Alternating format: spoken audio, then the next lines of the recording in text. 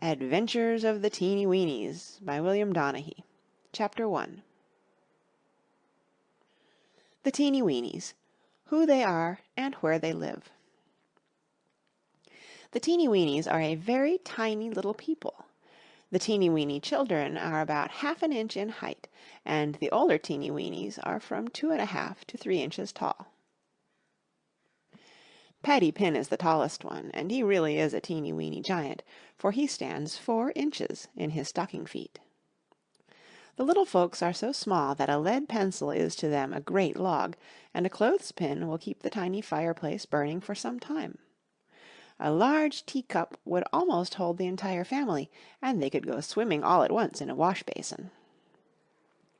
A potato will keep the teeny weenies supplied for several months, while 1 grain of rice will make one of the little people a square meal. 2 baked lima beans will make a meal for the whole family, and a thimbleful of butter will last a week. The teeny weenies are so small that big people would hardly notice them, and the little folks have to be careful to keep out of their way. The teeny weenies live in an old shoe. They have built on a kitchen, and a roof covers the top of the shoe. An old hat is used by the little people for a schoolhouse and quarters for the army. On top of the hat is a tiny bell which is used for a school bell and also as a fire alarm. On the second floor of the hat the army keeps its uniforms and guns, and here the little soldiers drill one night every week. The teeny weenies have many tiny tools, and they store all these useful things in an old tin can. There is a workbench in the can, and here the men make things and mend the furniture. The shoe house in which most of the teeny weenies live is quite crowded, so one corner of the tool house has been made into a comfortable home for Paddy Pin and Go-Go. An old teapot has been made into a laundry, and here the Chinaman and Zip, the teeny weeny wild man, live, and do the family washing each week. The little folks have made a cigar box into a wonderful hospital, and there the doctor lives. Mr. and Mrs. Lover have their own home, and live, with their 2 children, who are twins, in a baby shoe, which has been made into a beautiful bungalow. All of these tiny buildings are close to each other under a certain rose bush, and there the little folks live happily together. The teeny weenies ask that the place where they live shall not be told, as they are afraid curious folks might come around to see them.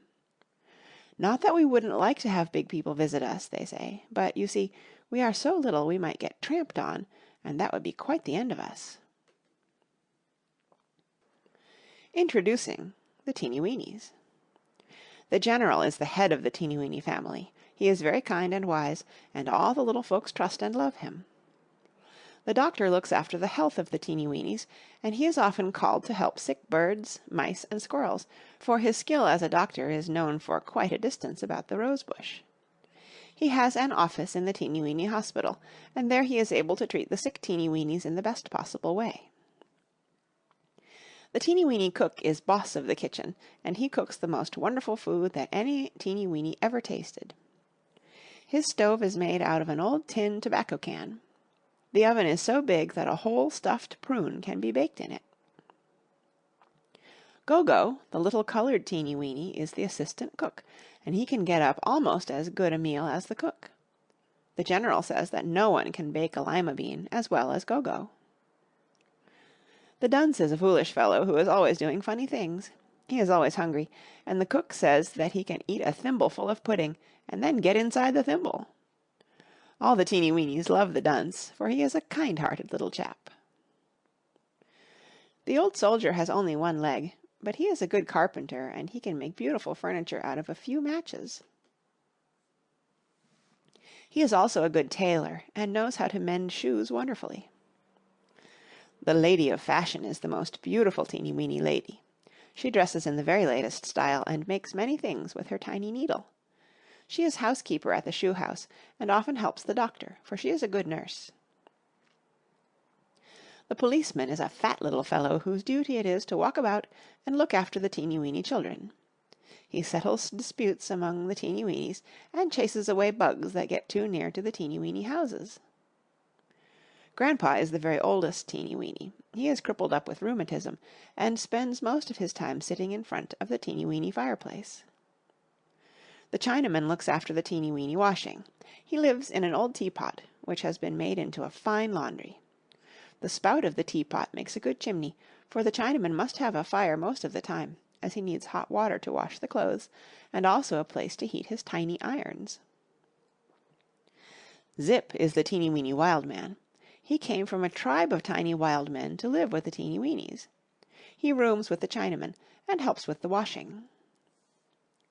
The Cowboy is a great mouseback rider. In fact, he can ride most anything. He once rode a bucking grasshopper, but he said it was pretty hard work. He can throw the lasso with wonderful skill, and he is a good hunter. The Indian is a silent little fellow. He spends much of his time in the woods, and he can follow the trail of a caterpillar in the wildest jungle of tall grass. The Scotchman is quite a musical Teenie Weenie. He plays the bagpipes, and dances many fancy steps. The sailor is a great swimmer, and knows all about boats. The Turk is very strong. He can lift a thimbleful of water above his head, and he can carry a lead pencil on his shoulder. He knows a great deal about machinery, too. Rufus Rhyme is the Teenie Weenie poet, who writes verse and songs for the rest of the Teenie Weenies to sing. Paddy Pin is the tallest Teenie Weenie, and he is a very jolly and wise man. The Clown is a happy-go-lucky fellow who can walk on his hands and tumble as well as an acrobat. He loves to play jokes, and the Dunce is his great chum. Tessie Bone is the newest Teenie Weenie. She joined the Teenie Weenie family not long ago, and all the little people are very fond of her, in spite of the fact that she is quite a tomboy. There are several Teenie Weenie women and children, and all these little people live very contentedly in their tiny houses under the rose bush.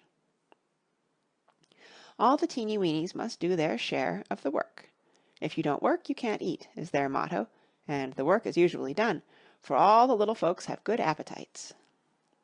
Every day some Teenie Weenie has to help the cook and Go-Go wash up the dishes, and the next day he has to help the Lady of Fashion make the beds and sweep up the house, while on another day he must help cut wood for the stoves and the fireplaces. With all the Teenie Weenies helping, it does not take a great while to do the work, so the little people have most of the day to spend as they like. The Teenie Weenies are always ready to help a friend in need, and many times they have helped the squirrels, the birds, the rabbits, and the mice, who live near the rose bush. Every summer the little people plant a garden, and raise many vegetables which they store away in a great cellar under a tiny hill near the shoe house. Each fall the cook makes delicious jelly and apple butter, and puts up many cans of fruit and vegetables for use during the long winter. The little people smoke many fish and frog hams, too. 4 potatoes will keep the Teenie Weenie family supplied all winter, and when the cook wants some potatoes for a meal, he goes into the cellar and cuts off a piece. He then covers the place on the potato where he has cut out the piece with hot paraffin, and in this manner he keeps the potato in good shape until it is used up. Apples, carrots, and beets are kept in the same way, so you see the Teenie Weenies have plenty to eat during the winter. In the summer they live on fresh fruit and vegetables from their garden, while once a week they buy a fresh minnow from a friendly kingfisher for a fish dinner. Occasionally they buy an egg from an old hen, which keeps them supplied with food for a long time, but the Teenie Weenies don't have eggs very often, for they are expensive, as the old hens demand 25 grains of corn for each egg. Adventures of the Teenie Weenies by William Donaghy. Chapter 2. The Easter Egg. Humpty Dumpty sat on a hill. Humpty Dumpty had a great spill. All the teenies, ladies and men, can't put Humpty Dumpty together again. Rufus Rhyme, Teenie Weenie Poet. Well, madam, said the General, lifting his hat and bowing politely to the old hen who lived near the shoe-house. Will it be possible for you to furnish the Teenie Weenies with an egg for their Easter dinner this year? Why, yes, of course, snapped the old hen. Ain't I always ready to lay an egg when I gets my pay? Dear me, whispered the Lady of Fashion to the doctor. Did you ever in all your life hear such bad grammar? How much will you charge us? Asked the General as he sat down on a pebble. 25 grains of corn, answered the hen, glaring about at the Teenie Weenies. "Great guns!" exclaimed the General. "Why, that's 5 bags, and last year we paid you only 3." "Things are awfully high now, and worms are scarce. Well, all right. You can have an egg for 20 grains of corn, and not 1 grain less," cried the old hen. "That's pretty expensive," said the General.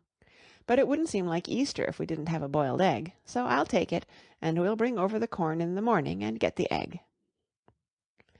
The next morning the little folks filled 4 teeny weeny bags with corn. 5 grains were put into each bag, and it was about all a teeny weeny could do to carry it. When the teeny weenies arrived at the hen's house, they opened the bags and poured the corn out on the ground, so the old hen could count them, for she was a business-like old lady and wanted to be sure that she was getting her full amount of corn. "I'm not afraid you'll cheat me," she said, "but anyone is liable to make a mistake, and I always believe in being careful in a business deal." That's right," said a big rooster with a huge double chin, who strutted up to the hen house. "You can't be too careful when it's a matter of business." "How are you going to get the egg home?" asked the old hen. "Oh, we can roll it very nicely," answered the General.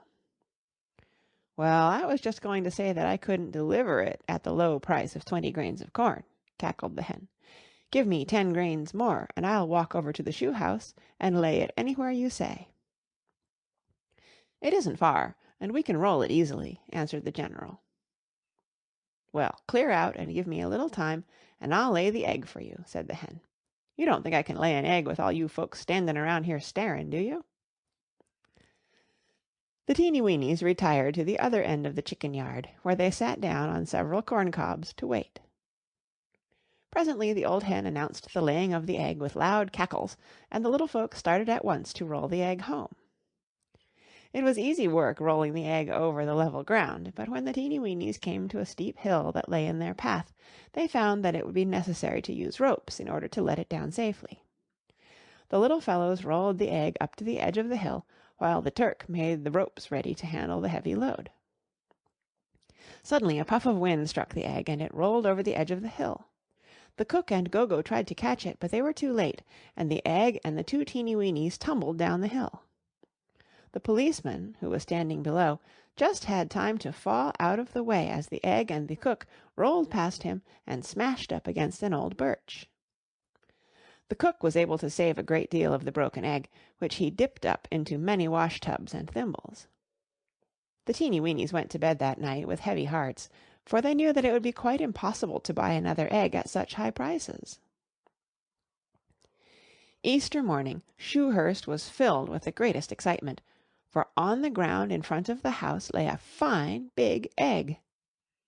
Most of the Teenie Weenies thought the Easter rabbit had left the egg, but they were greatly mistaken, for the old hen, who was really a kind-hearted old lady in spite of her gruff manner, had heard of the broken egg, and, feeling sorry for the little people, had slipped over early in the morning and laid the egg herself. Adventures of the Teenie Weenies by William Donaghy. Chapter 3. The Rain Came Down by the Thimbleful. When Zip, the little wild man, came to live with the Teenie Weenies, there wasn't a bit of room left in the old shoe house, so the kind-hearted Chinaman took the little chap into his teapot laundry. There was plenty of room in the old teapot, so here the 2 little fellows lived in great comfort, and Zip paid for his board by helping the Chinaman launder the Teenie Weenie clothes. Zip and the Chinaman had eaten a great deal of the Easter egg, and being tired and sleepy, they had retired quite early. While the little chaps lay dreaming in their tiny beds, a great storm came up, and the big raindrops came down by the thimbleful. The little men were awakened by the roar of the raindrops splashing on the roof, but they merely turned over in their beds and went to sleep again, for why should they worry about the storm when they were sheltered in a strong teapot? Presently the Chinaman was awakened by a queer bouncing of his bed, and to his great astonishment he found that he was floating about the room. The frightened Chinaman sat straight up, and as he did so he lost his balance and tumbled kersplash into the water. He quickly jumped to his feet and found that the water was just up to his waist. Next he groped about the room for some teeny weeny matches, and in a few minutes he lit a tiny candle. A wonderful sight met the little fellow's eyes, for all about the room chairs, tables, and things floated in great confusion. Zip lay snoring on his bed, which floated about, and the Chinaman had to shake him hard before he could be awakened. "Zippy, Zippy, click, click!" shouted the Chinaman. "Wake up, click! Oh, suchy muchy wet!" Poor Zip was scared half out of his wits when he looked about the room, and it didn't take the two Teenie Weenies long to grab a few clothes and scramble up onto the roof, for the water was almost up to their necks and was rising fast. The rain had stopped, but it was pitch dark, so the little fellows could do nothing but put on their clothes and wait for daylight. The rest of the Teenie Weenie houses were not injured by the heavy rain, for they stood on the high ground, and the water ran off down the hill into the little hollow in which the teapot stood. The laundry was entirely surrounded by water, which was fully 14 teeny weeny feet deep, and as neither of the little men dared swim among the floating sticks, they were forced to wait until help arrived. Shortly after daylight, the Chinaman and Zip were discovered sitting on top of the teapot, and in a short time the Teenie Weenies came to their rescue. They made a raft out of a couple of clothespins, an old lead pencil, and some boards. Gogo and the Turk pushed the raft through the floating rubbish about the teapot, and soon landed the Chinaman and Zip on dry land. "Jiminy fish hooks!" exclaimed the dunce, who was much excited over the rescue. "When I go to bed tonight, I'm going to take a cork with me for a life preserver." "Ollie say me savey irons," cried the Chinaman, who had brought 2 of his flat irons through the flood. "It's a mighty good thing you held on to those irons," laughed the clown. "They might have floated away."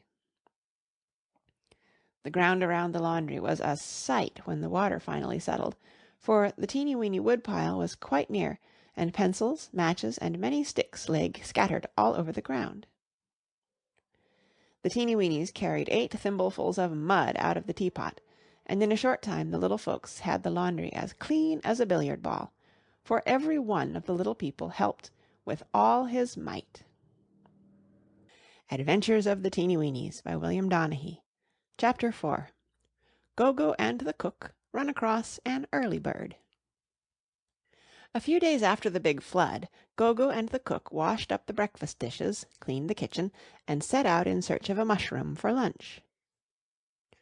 "There's some powerful big fat ones over in the big field," remarked Gogo.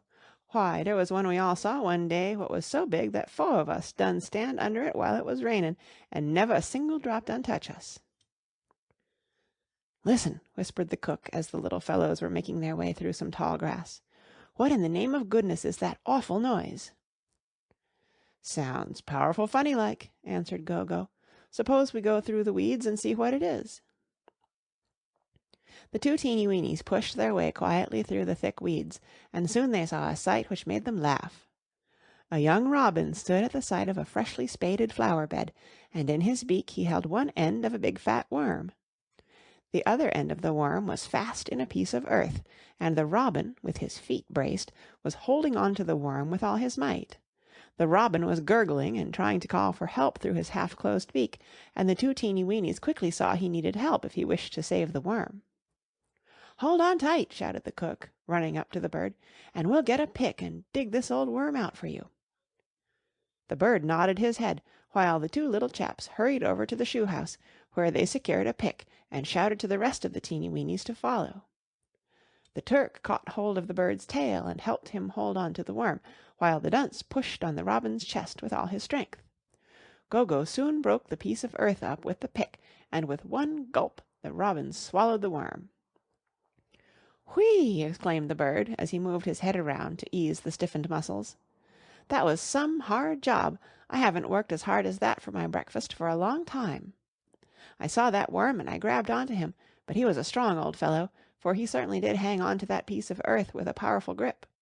I hung right onto him, for I hadn't had a worm for several days, and I made up my mind I'd have him if I had to hold on all day." "Well, you certainly got him all right," laughed the policeman. "You bet I did, thanks to your help," grinned the bird.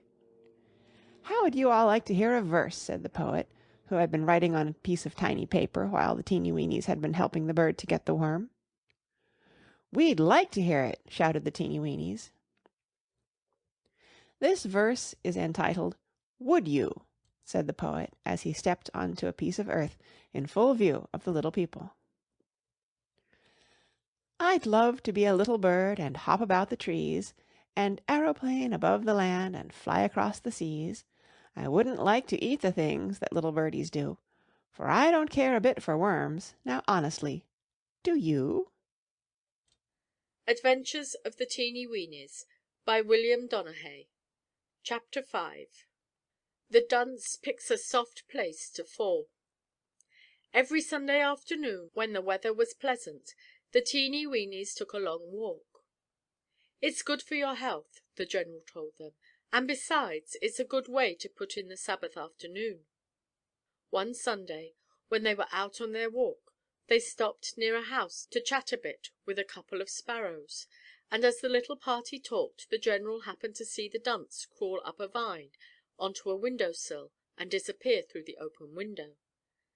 "Mr. Policeman," said the General, "I wish you would follow that foolish dunce and see what he is up to." The policeman quickly followed the dunce through the window, but presently he appeared on the sill and motioned to the General to come up. The General climbed the vine, followed by the rest of the Teenie Weenies, and crossing over to the inside of the window sill, he saw a most alarming thing. Right below him stood a table, and on the table stood the dunce, almost knee-deep in a piece of custard pie. "Well, sir!" cried the General sternly, while the rest of the Teenie Weenies tried to keep from laughing. "Haven't I told you not to meddle things when you go into people's houses? What do you mean by disobeying me this way?" "Just a minute, General, and I'll explain," shouted the dunce, waving his dripping hands at the General. "It's all an accident, you see, and this is the way it all happened. While you were all down there, talking to those sparrows, I happened to see this window was open, and I thought I'd climb down here on the table, and just then something told me I was about to have a fall, and as long as I had to have a fall, I thought I might just as well fall into the pie. You see, it being a custard pie, I knew that it was soft, and of course I wanted to fall onto something soft. Why, it almost scares me to death when I stop to think that if that pie had been an apple pie with a hard crust on it, I might have broken an arm or something. Well, when I found I was going to fall, I stepped up onto the edge of the window sill just above the pie, for I wanted to fall into something soft. When I landed in the pie, I made up my mind that it wouldn't hurt anything if I took a bite, so I took a lick or two." "Well, sir," said the General, "I have a feeling that I am going to fall, and I believe that as long as I've got to fall, it might as well be on you." "What do you mean, General?" asked the frightened dunce. "I mean, sir," growled the General, "that I saw a toothpick outside on the ground, and I'm going to get it and give you a much-deserved whipping." The dunce slowly crawled out of the pie, climbed to the window sill, and followed the General down the vine to the ground. The General picked up half a toothpick, which lay on the ground, and taking the naughty fellow by the arm, he led him back to an old tin bucket. "Now, sir," said the General sadly, "this is going to hurt me more than it hurts you." "I'll trade places with you, General," stuttered the dunce. The General was a most kind-hearted little man, and he seldom used the switch, but the dunce had been warned many times to keep from meddling, and he had to be punished. He struck the dunce several times very lightly across his teeny weeny legs, and the little chap yelled as though he was being killed. It didn't hurt the dunce a bit, and he simply yelled because he was frightened, but it did him a great deal of good, for he behaved himself for a long time, which goes to show that even a teeny weeny needs a teeny weeny bit of punishment once in a while. Adventures of the Teenie Weenies by William Donaghy.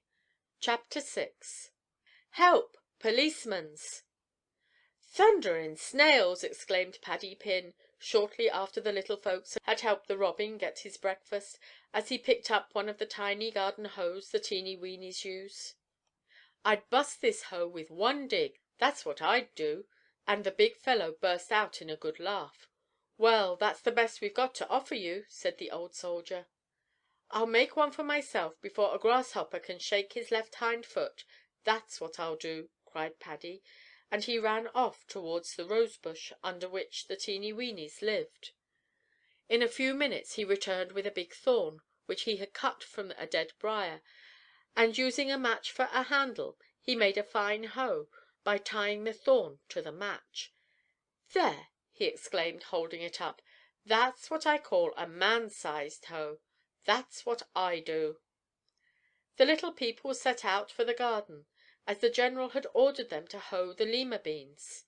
A number of seeds had been planted, for the Teenie Weenies were fond of lima beans, and they usually had to store away about 250 beans to last them through the winter.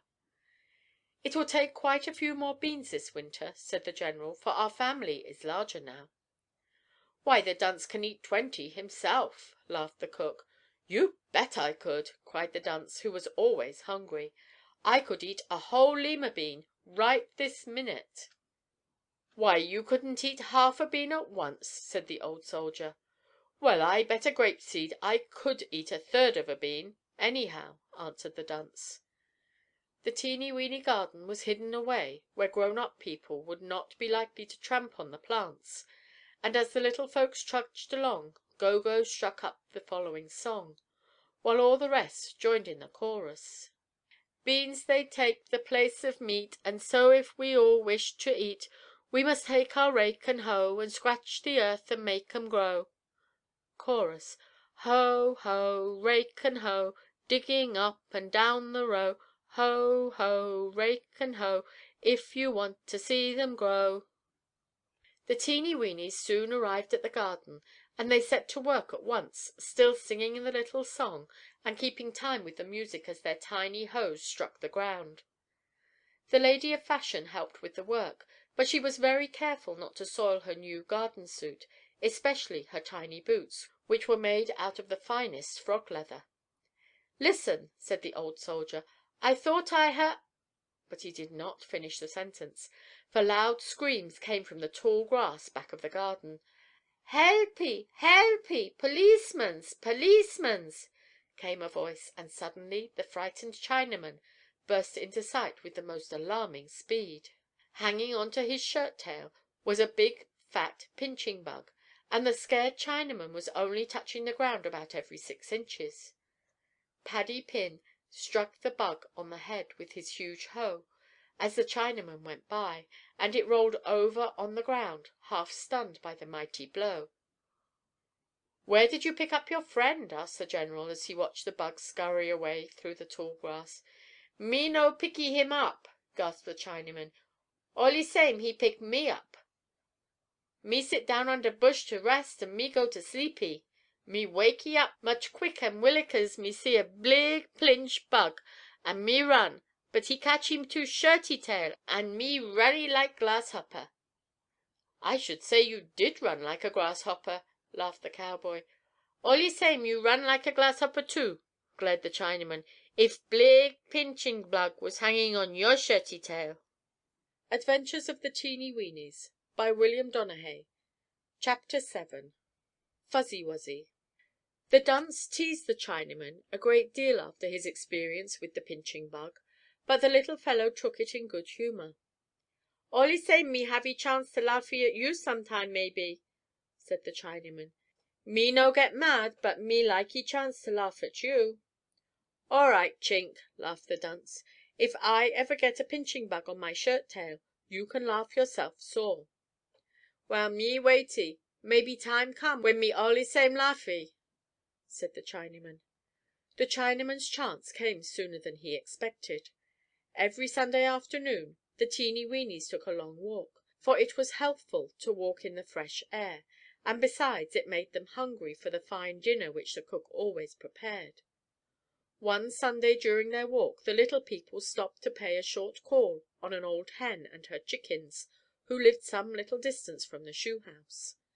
After chatting with the hen and her children for some time, the little people continued their walk through the big open field, where they finally sat down to rest on a soft mossy bank. "Where's the dunce?" asked the General, as he sat down beside the lady of fashion. "I haven't seen him since we left the old hen," answered the little lady. "He's back there teasing those chickens," announced Gogo. "I told him he'd better look out, for the first thing he knew he'd get a powerful good pecking, for one of those fuzzy chickens looked mighty mad. That's what she did." "It would just serve him right," laughed the General, "and maybe it would teach him a lesson." "Help! Help!" came a voice from over a bank of earth, and suddenly the dunce dashed into view, followed by a very angry young chicken. The frightened dunce was covering the ground in great leaps, and just as he ran into the midst of the startled Teenie Weenies, the chicken overtook him. "There, you young rascal!" shouted the chicken, giving the dunce a peck with her beak, which sent the little chap sprawling in the dirt. "What's the trouble?" asked the General, jumping to his feet. "He was callin' me Fuzzy Wuzzy and throwing things at me, that's what he was," said the chicken, "and I stood it just as long as I could, and I chased him, that's what I did, and I'll do it again, too, if he ever teases me again." "You did exactly the right thing," said the General, "and I hope this will be a lesson to him." "I suppose I shouldn't have lost my temper, but I couldn't stand it another minute," said the chicken, as she trotted away in the direction of her home. "Jiminy Christmas!" exclaimed the dunce, "but that fool chicken gave me an awful wallop." That night there was a big black and blue spot on the dunce's back, and the doctor had to rub it with salve. But it really did the foolish fellow a lot of good, for he has done no teasing since. Adventures of the Teenie Weenies by William Donehey. Chapter 8. The Chinaman Asks for a Cistern. "Well, Chink, what can I do for you this morning?" asked the General, as the Chinaman took off his hat and stepped into the Teenie Weenie library. "Alle same, me gotty flavor me want to ask," said the little fellow. "Sit down, sir, and tell me what it is," smiled the General, pushing a tiny chair towards the Chinaman. "Well," said the Chinaman, "me gotty lot of washy alle time, and me use lotty water." "Yes, I imagine you use a lot of water." "Oh, yes," exclaimed the Chinaman. "Me use muchy much. Sometimes me use 10, 20, 23 thimblefuls when me have big wash. Me likey water from roof, it much better to washy clothes in, but when the rain he no come down, me have to carry water from creek and that long way to carry wash water." "Yes, it is," agreed the General, "and we will have to build a cistern so you can have all the water you need without having to carry it so far." "Yes, me wanty clistern. Me need clistern, and me likey very much to have clistern." "Yes, you shall have a cistern. I'll give orders for one to be built right away," said the General. The General went out in search of the old soldier, who was cutting up some matches for firewood, and the two Teenie Weenies discussed the matter of a cistern for some time. "We ought to have a good big cistern," said the old soldier, "and I believe we could make a good one by sinking a tin can in the ground." After a great deal of talk about the matter, the little men decided to build the cistern as near the center of the little village as possible. "You see," said the old soldier, "if we build it at some central point, we won't have to lay so many pipes, and we will be able to catch all the water from most of the roofs." The next morning the little people went to work, and, while several of the Teenie Weenies dug a deep hole near the shoe house, the rest went out in search of a tin can to fill the hole. On an ash heap not far away they found an old tin can, and after a great deal of labor the little folks rolled it up to the hole. When the hole had been dug deep enough, the Teenie Weenies rolled it in, and then filled the earth in around the edges, so that when the work was done only the top could be seen. The Teenie Weenies used dried hollow reeds for water pipes, and when they had been painted throughly with a waterproof paint, which the soldier boiled up in a thimble, They carried the water nicely. The pipes were connected with the spouting from the tiny roofs and laid in trenches to the cistern. The top of the can was cut off, and a tight-fitting cover was put on. A little door was left in the top of the cover, so a bucket could be lowered and water drawn up when it was needed. A bucket made out of a hazelnut was used for the purpose, and it took 3 buckets full to fill a thimble. "Now all we need is a rain," cried the Chinaman, when the work was finished, "and me hope it rainy like everything's to-night." "Well, you may have your wish, Chink," said the soldier, looking up at the sky. "It sort of looks like we may have a shower tonight." The soldier was right. It did rain that night, and it rained hard. The Chinaman was up at daylight to see whether the cistern had been filled, and to the great joy of the little chap he found it full to the very top. Adventures of the Teenie Weenies by William Donehey. Chapter 9. The Doctor Saves a Bird. "Doctor!" shouted the dunce one morning as he popped his head into the library. There's a bird outside who wants to see you." "All right," answered the doctor. "Tell him I'll be out in a minute." "I think he's a her," said the dunce. "But anyhow, she's awfully excited, and I think something terrible must have happened." The doctor stepped out onto the teeny weeny front porch, and before the house he saw a bird in the act of shaking a tear off the end of her bill. "Well, madam," said the doctor, "what can I do for you?" "Oh, doctor," cried the bird, "please save my baby. I have lost 2 babies in the last month, and please, oh, please save my last baby for me." "Be calm, my dear lady," said the doctor, "and tell me all about the case." "Well," began the mother, "I had 3 lovely babies this spring, and about 6 weeks ago 2 of them were taken suddenly ill. I did everything I could for them, but they both died, and only last night my last baby was taken sick. A squirrel who lives in a tree near my nest told me about you, and I decided to come to you for help." "I'll get my medicine case and join you in a minute," said the doctor, and running into the tiny house he soon returned. "Jump right onto my back," said the bird, "and I'll take you to my baby in a jiffy." The doctor climbed onto the bird's back, and in another minute he found himself sailing over the tops of the trees so fast he could scarcely breathe. In a few minutes the bird landed on a bush and quickly hopped to a pretty nest hidden beneath the green leaves. The doctor slid off into the nest, where he found a young and very sick bird. "Let's see your tongue," said the doctor.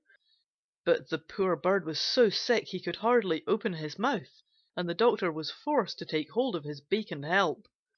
Next the doctor examined the bird's eyes and felt his pulse. "What has the patient been eating lately?" asked the doctor. "I have given him only the nicest and fattest bugs and worms I could find," answered the mother. "Madam," said the doctor, "your baby is a very sick boy, but I think I can save his life if you will follow my advice."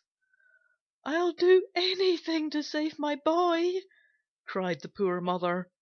"First," said the doctor, "the patient must not have much to eat. He will have to have a special diet which the teeny weeny cook will prepare for him.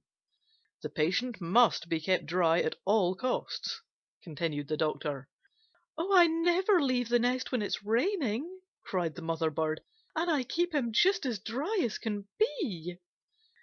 "Oh, you keep the rain off your child, no doubt," said the doctor, "but the nest gets wet, and it must be kept dry too." The bird carried the doctor back to the shoe house, where he soon made arrangements for taking care of the sick child. The Teenie Weenies carried boards over to the tree and pulled them up to the nest with ropes and pulleys. They built a strong framework over the nest and roofed it with cardboard, which was given several coats of waterproof paint.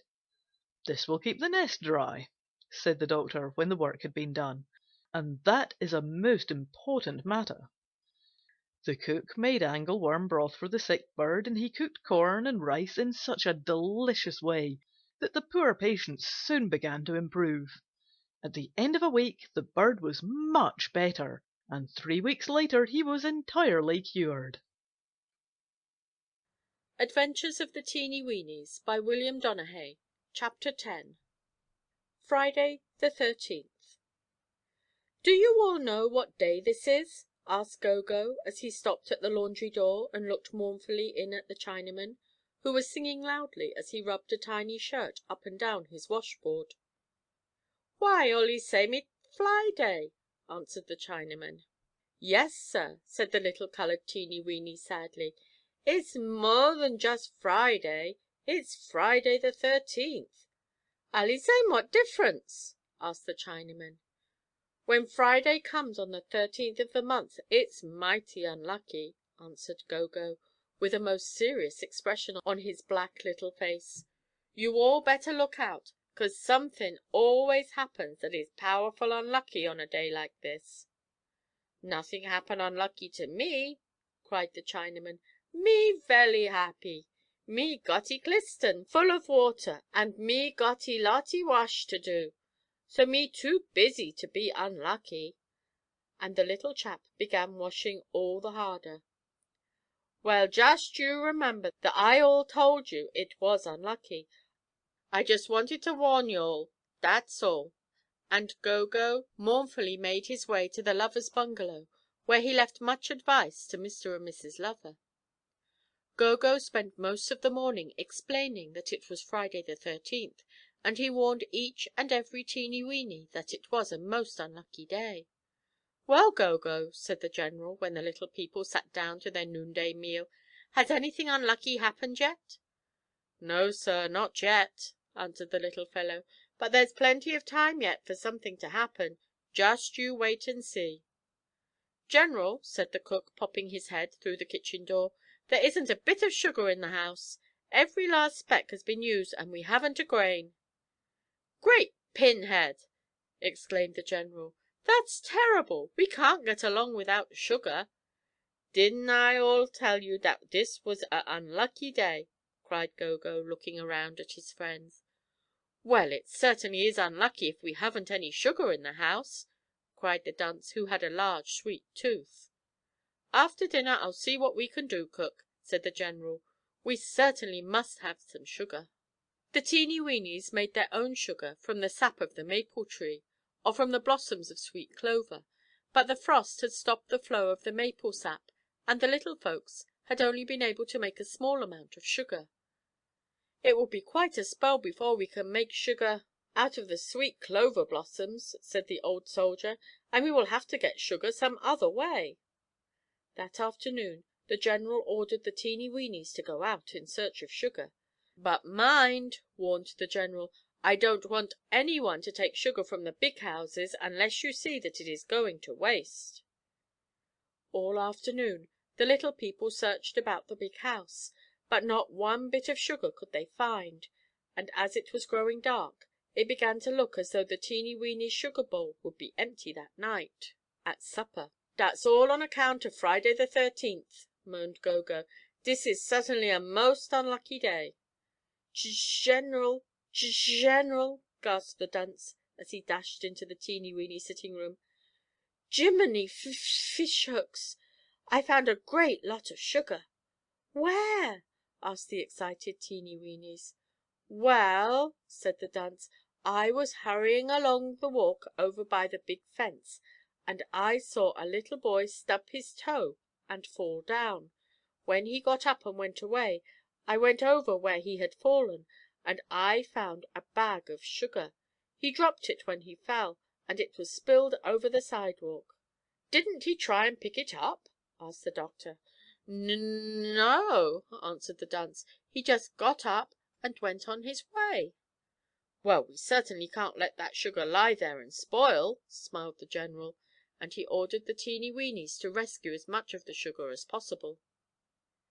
Taking shovels and thimbles, the little folks hurried to the bag of sugar, where they set to work carrying it to their storehouse. They worked until it was quite dark, and when the last bit of sugar which could be saved had been carried to the storeroom, it filled an old teacup. It took 84 thimblefuls to fill the cup, and the cook announced that it would be quite enough to last the little family through the canning season. "Well, Go-Go," said the old soldier, as the little people sat around the tiny fireplace after dinner, "considering that cupful of sugar we found to-day, Friday the 13th hasn't proved so very unlucky." "No, 'tain't," answered the little fellow, sadly, "but it's been mighty unlucky for that little boy that stubbed his toe, just the same." Adventures of the Teenie Weenies, by William Donehey. Chapter 11. An Invitation. "Say, cook," said the dunce, peering into the Teenie Weenie kitchen, "can't we make some taffy? You have a lot of sugar now, and I thought maybe you could spare some." "Oh, I suppose so," answered the cook. "But just remember this, I don't want you to get things mussed up, and you've got to clean the kitchen up when you're through." "Yes, sir, we will," cried the dunce, and he hurried out to tell the good news to the clown. But as he ran out of the door, all thoughts of taffy popped from his tiny head, for he saw a most unusual sight. Up the walk came 6 Teenie Weenies, staggering under the weight of a big letter, and it was addressed to the Teenie Weenies. The little men dropped the letter on the ground before the shoe house, and quickly cut the envelope open with one of their tiny axes. A piece of paper was folded inside the envelope, and the little people soon pulled it out and spread it on the ground. "Read it, General, read it!" shouted the excited Teenie Weenies. "All right," cried the General. "Keep quiet and I'll read it aloud." The little folks had been chattering like a lot of magpies, but they instantly held their tiny tongues and gathered closely about the edge of the letter. "Dear Teenie Weenies," began the General, "I thought I would write to you and ask you if you would come and live in my doll house. I have a nice doll house, and it would make a very nice place for you to live in. I will cook good things for you to eat. You can play with my toys, and I have a little toy horse that the dunce can ride on. You can have a pan of water to swim in. I will make beautiful clothes for the lady of fashion. I will make cookies for you, and I will make candy, too. Please come. I would like to have you come. Yours truly, your friend, Helen Myers." "Jiminy fish hooks!" shouted the dunce. "Let's go. I can pack my suitcase in 2 shakes of a grasshopper's hind leg." "Why, goodness sakes!" exclaimed the lady of fashion, who had been looking at the little girl's address at the bottom of the letter. "This little girl lives quite near, and we could go over to her house and see her doll house." "Let's do it!" shouted the little people so earnestly that the General gave his consent, and they set off immediately. After a long walk, the Teenie Weenies finally arrived at the little girl's home, and finding the coast clear, they soon made their way into the house. In the corner of a room the little folks found the doll house, which they examined from top to bottom. "Well, it's a nice enough house to look at," remarked the cook, as he stepped out onto the front porch, "but there isn't any running water or a sink in the kitchen." "And there isn't a bathroom!" cried the lady of fashion. "I simply couldn't live in a house that had no bath." "That just suits me," said the dunce, who hated baths. "It's built out of paper," said the old soldier. "I'd never live in a house that was built out of paper. There's too much danger of fire, and besides, no insurance company would ever insure a paper house." And the old soldier sat down on the little porch. "Well," said the General, sitting down beside the old soldier, "I don't think we want to give up the old shoe house. Even if it is old, it's a pretty comfortable place after all," and all the little folks quite agreed with him. The Teenie Weenies were much interested in the little girl's doll, which sat near the doll house, and they examined it very carefully. Of course the dunce had to climb all over the doll, although the policeman had warned him to keep off. finally he got his feet tangled in the doll's hair and fell off its head right on top of the policeman, who was so angry that he marched the dunce home and sent him to bed with nothing to eat but water and bread. The little girl never knew that the Teenie Weenies had paid her a visit, but had she examined the front porch of her doll's house she might have seen tiny footprints in the dust. The next morning the Teenie Weenies answered the little girl's letter, and here it is, just as the little people set it down. Dear Helen, we want to thank you for your kind invitation, but we think it would be much better for us to live in the old shoe house. Shoehurst is quite comfortable, and it is so pretty under the old rose bush, we should hate to give it up. The big briars, with their sharp thorns, guard us like a sentinel, and keep big feet from treading on our home, and in the summer the cool leaves shield us from the hot sun. It is beautiful in June, when the scent of roses is in the air, to lie on the cool moss and listen to the humming of the bees. Your kind invitation has given us a great deal of pleasure, for it's mighty nice to know that people want us to come and live with them, even if we can't do it. We can't leave Shoehurst, for, although it's nothing but an old shoe, it's home. Again thanking you for your generous invitation, we are, sincerely yours, the Teenie Weenies. Adventures of the Teenie Weenies, by William Donehey. Chapter 12. The Mouseback Race. Although the Teenie Weenies refused to live with big people, they never tired of going into the big houses, for there were many wonderful things to see in them. "It was mighty nice of that little girl to ask us to come and live in her doll's house," said the old soldier. "But if we lived all the time in a big house, we'd get so used to them we wouldn't care to visit them, and that would spoil a lot of our fun, for it really is a great pleasure to wander among the things that big people use."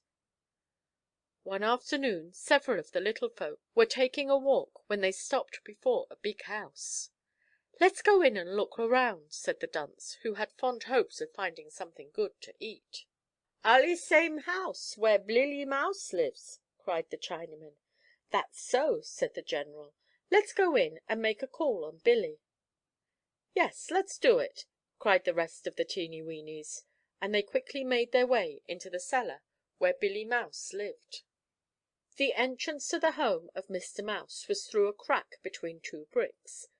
The general knocked loudly several times and, receiving no answer, he told the rest to wait for him, and stepped boldly in. He found no one at home, and so, leaving his card, returned to the waiting Teenie Weenies. "I'm awfully sorry Mr. Mouse is out," said the lady of fashion, as the little people moved away. "I haven't seen him for a long time." "Here he comes now," cried the cook, pointing toward a pile of lumber at the other end of the cellar. "And there's another mouse with him." Billy Mouse saw the Teenie Weenies and came bounding joyfully up to them. "My, it does my eyes good to see you again!" he cried. "It's a long time since I have seen you." Motioning the other mouse to come up, he introduced him to all the Teenie Weenies. "I'm delighted to meet you," the new mouse said, making a deep bow. "Well, how have you been?" asked the general, sitting down on the edge of an old scrubbing brush. "Oh, I'm in pretty good shape now," answered Billy Mouse, "but I have had a very bad time of it for the last 3 weeks. I had a bad case of ptomaine poisoning." "Ptomaine poisoning!" exclaimed the general. "That's rather serious." "Yes, I was pretty sick for a time," said the mouse. "Got hold of some cheese that was tainted." "You ought to be careful of what you eat," cried the lady of fashion. "People are always putting out food which has been poisoned." "I know it," said Billy Mouse, "especially cheese. I'm always suspicious of cheese, but this piece, which made me sick, looked perfectly good. I smelled it and carefully tasted it before I ate it, and I thought it was all right." "Let's have a race," suggested the cowboy, after the two mice and the Teenie Weenies had talked for some time. The mice agreed, and a race course was soon chosen. The race was to be run between two long boards, and an old scrubbing brush was brought up for a hurdle at the end of the track. The cowboy was to ride one mouse, and the dunce, who claimed to be a good rider, the other. "Now," said the general, "the man who rides down the length of these boards and jumps over the scrubbing brush first will win the race." When all was ready the signal was given, and down the track came the mice as fast as they could run, with the cowboy and the dunce sticking tightly to their backs. As the mice drew near the hurdle, the dunce was ahead, and it looked as though he would win the race. But just as the mouse sprang into the air to leap over the brush, the dunce lost his grip and was tossed into the air. The mouse jumped over the brush, and when the dunce came down he hit the ground with a great thud. The cowboy stuck tightly to his mouse, and leaping gracefully over the brush, he was declared the winner. The dunce was not hurt by his fall. He joined loudly in the laughter that greeted his tumble, and was the first to start a cheer for the cowboy. Adventures of the Teenie Weenies by W.M. Donehey. Chapter 13. A Watermelon Feast. "Say, go!" shouted the dunce one morning as he ran up the steps of the shoe house. "Do you like watermelon?" "Say, foolish person, what you all askin' such a silly question fo'?" grinned the happy-colored Teenie Weenie. "If there is anything in the whole world I like better than watermelon, it's mo watermelon." "Well, I know where there's a great big piece," shouted the dunce. "It's over on a table in the big green house, and there was a man eatin' some, and he said that he couldn't eat any more. I heard him, for I climbed up the morning glory vine at the window and watched him." "Let's go!" shouted several of the Teenie Weenies. "Well, you'd better not be in a hurry," remarked the general, stepping out onto the front porch. "You all know that it wouldn't be right to help yourselves to that watermelon unless the people who own it were going to throw it away." "Yes, sir, that's just what they are going to do," stuttered the dunce. "The man said that he couldn't eat any more, and a woman said to leave it right on the table, and she would throw it out." "Well, that's different," answered the general, who was fond of melon himself. "Under the circumstances, we can go over and have a taste." It took but a short time for the little people to make their way over to the house and, crawling through the crack under the kitchen door, they saw the red top of the melon on the table. To their delight, they saw a great deal had been left. The Teenie Weenies all are wonderful climbers, and it was a simple matter for the little folks to climb up onto the table. They swarmed onto the melon and ate until they could not hold another bite. After the little people had eaten all they could hold, they amused themselves by playing with the various things they found on the table. The clown climbed up to the top of a fork which stuck in the melon and performed some wonderful acrobatic feats. The small boys took off their shoes and stockings, waded in the juice, and pushed themselves about with toothpicks on the huge seeds, which made fine rafts. Gogo ate until he nearly burst, and the doctor found the little fellow sitting on the handle of a knife, holding his tiny head. "What's the matter?" asked the doctor.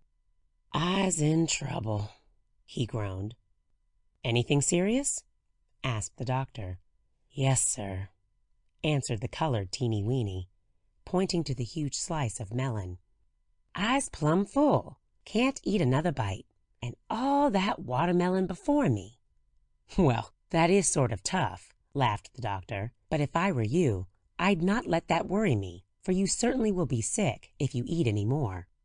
The cowboy carried several of the seeds back to the shoe house and stored them away in the tool house.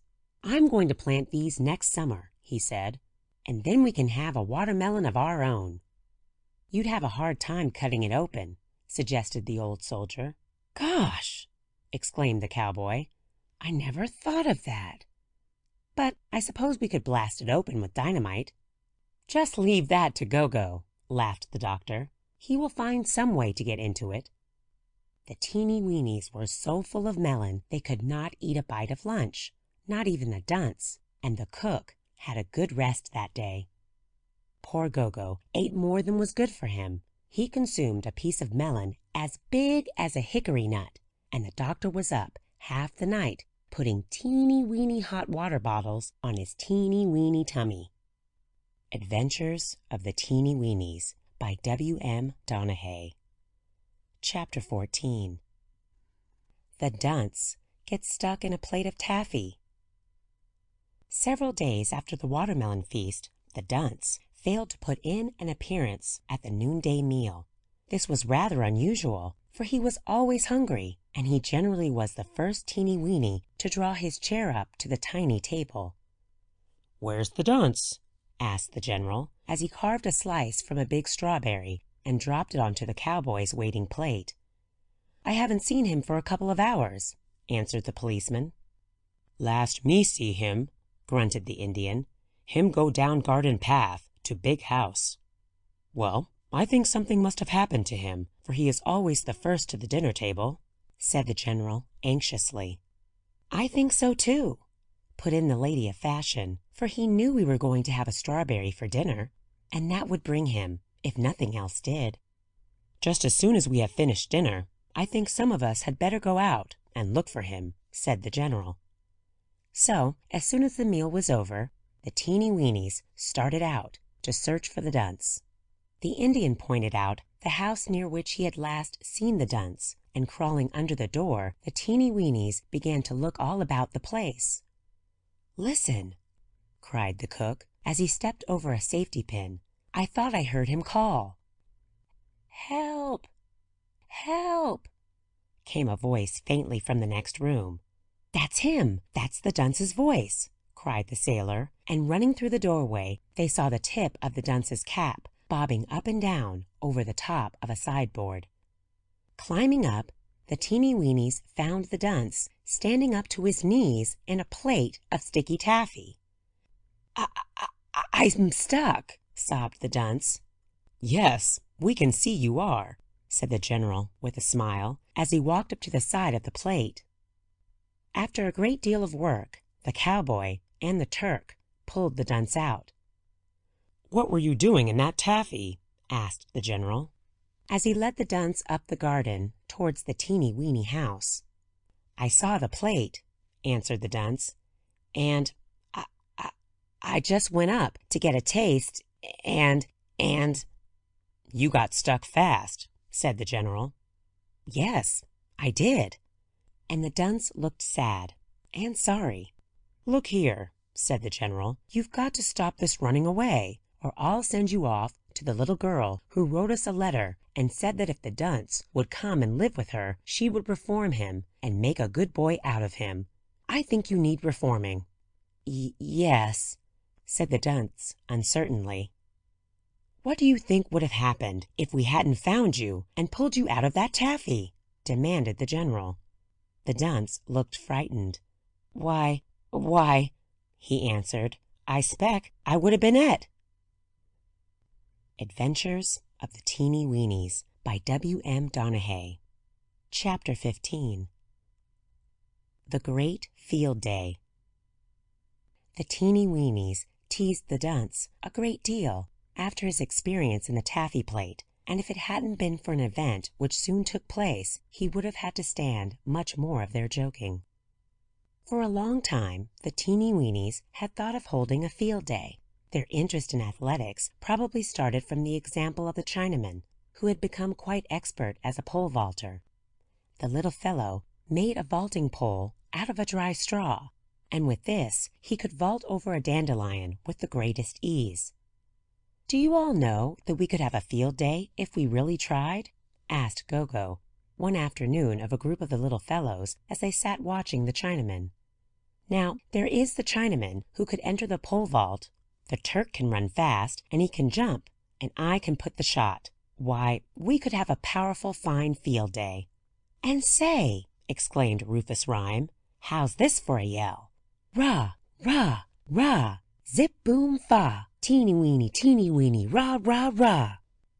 "That's fine," shouted the little chaps, and they practiced the yell until they fairly rattled the leaves on the old rose bush. Everybody was greatly excited over the suggestion for a field day, and for several weeks the little men trained for the great event. A place was chosen on a fine sandy spot near the shoe house where the little people could hold their games in perfect safety. A big board fence stood on one side, while a row of bushes protected them from prying eyes on the other side. For several days the old soldier and the Turk had worked hard getting things ready for the great day. Many hurdles were built out of matches, and 2 long poles were set firmly in the ground for the pole vault. The Teenie Weenie ladies, led by the lady of fashion, found a piece of an old silk necktie, which they cut up and made into many tiny pennants, on which they embroidered the Teenie Weenie monogram. The day of the great event proved to be warm and pleasant, and many tiny records were broken by the little folks. Gogo proved to be the hero of the day. Besides acting as trainer to the athletes, he broke the Teenie Weenie record for the shot put, hurling the BB buckshot 42½ teeny weeny feet, which is 21¼ inches in our measurement. This mighty effort beat the record by 2½ feet, which had been held by Paddy Pinn for several years.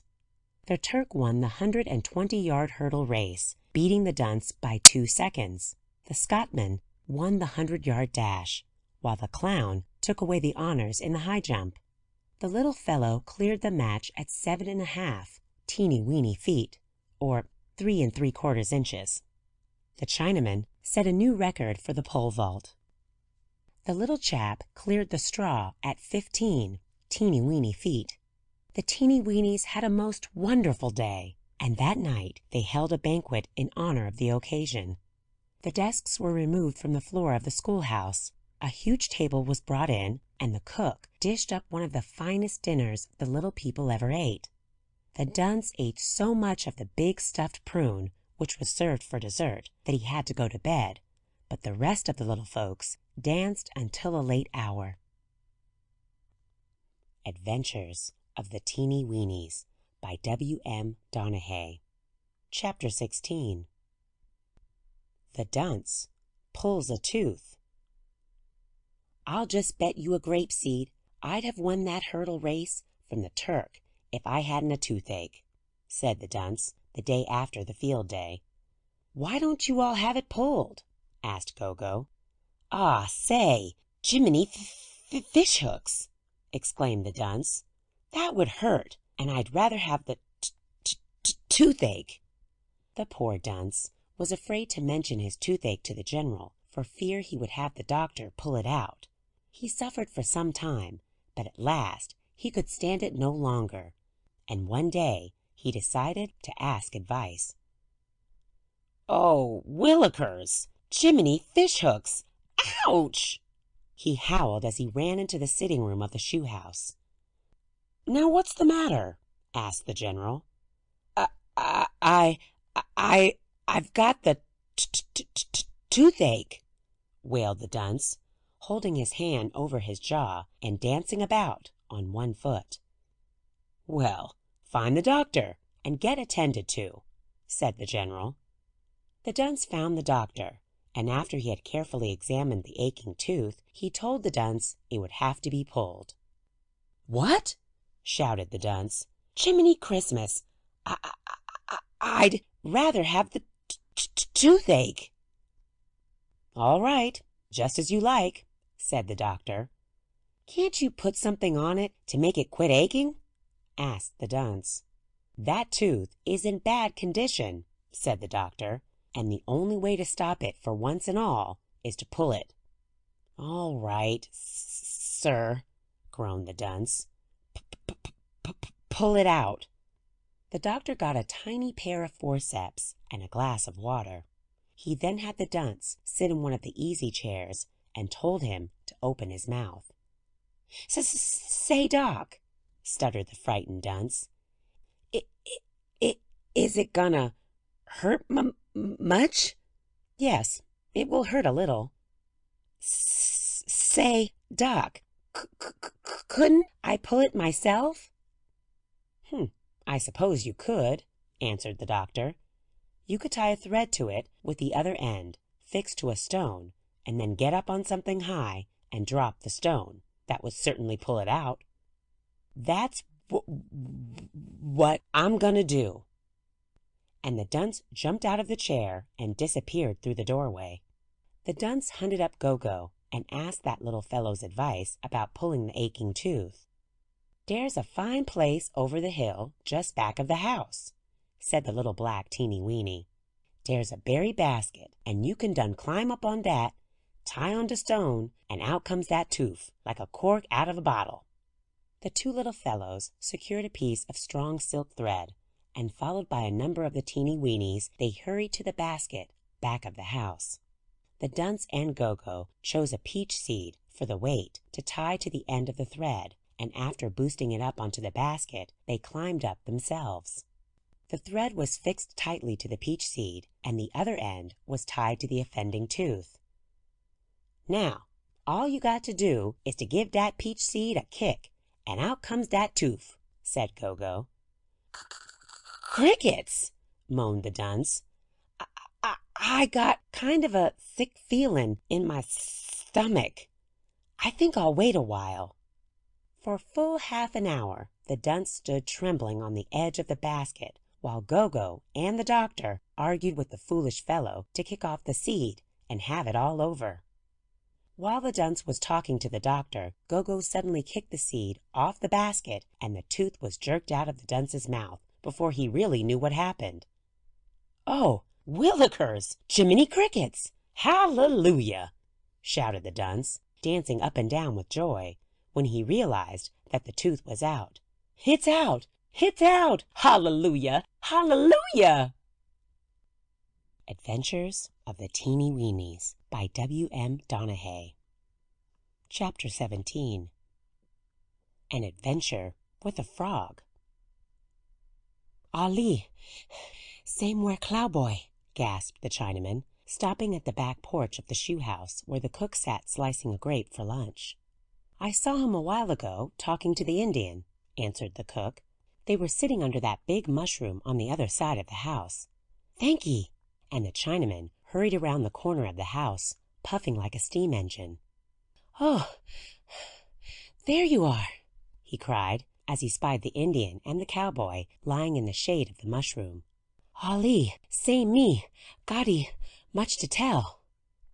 "Well, what is it, Chink?" asked the cowboy. "Me see big clow frog." "You mean a big bullfrog," corrected the cowboy. Yes, a bull-toad, bullfrog," cried the excited Chinaman. "Him sleep on log at pond. Him snore like everythings. You come and throw lasso over his head, and we catchee him." "You round up the fellows, and I'll get my rope," cried the cowboy, smacking his lips over the thought of delicious baked frog ham. In a few minutes the Teenie Weenies were on their way towards the pond, which lay back of the woods near the shoe house. "Shh!" warned the Indian, as the little people hurried up to the edge of the pond. "Frog him sleep. Don't wake." The Teenie Weenies sneaked along carefully until they stood quite near the log on which the sleeping frog sat. He was a big green fellow, and the Teenie Weenies scarcely breathed for fear they would awaken the frog and lose him. Several of the strongest Teenie Weenies held the end of the rope, while the cowboy crawled silently onto the log. "Now, when I drop the noose over the frog's head," whispered the cowboy, "you fellows jerk the rope and hold on for dear life." The cowboy slipped quietly up behind the frog and cleverly tossed the rope over the big fellow's head. Awakened by the rope falling about his neck, the frog gave a mighty leap towards the water. He was a powerful fellow, and went into the water with a great splash, pulling several of the Teenie Weenies with him. As the frog disappeared beneath the water, the Teenie Weenies swam for shore, where they were pulled up onto the bank by their friends, all sputtering, all soaked to the skin, but unhurt.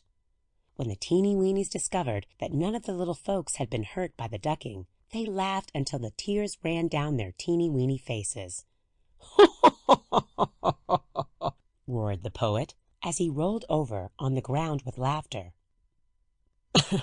I haven't seen anything so funny as this for a long time.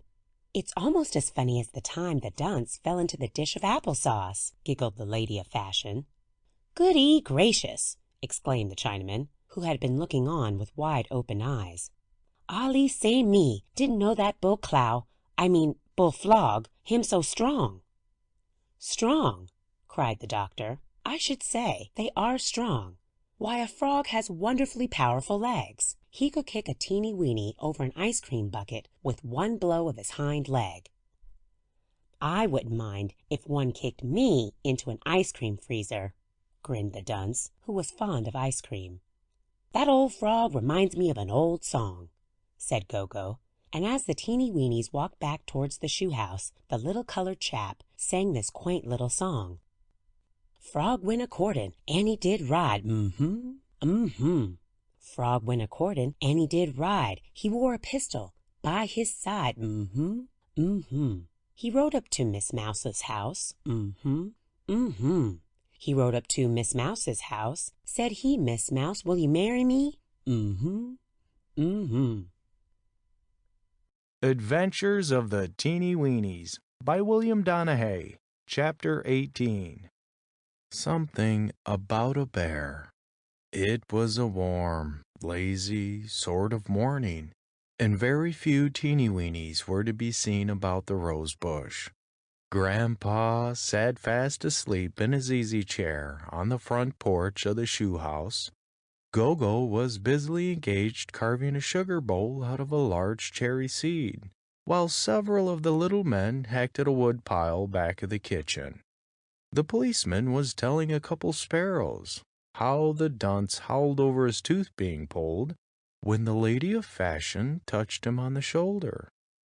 "I beg your pardon," she said, "but do you know where the general is?"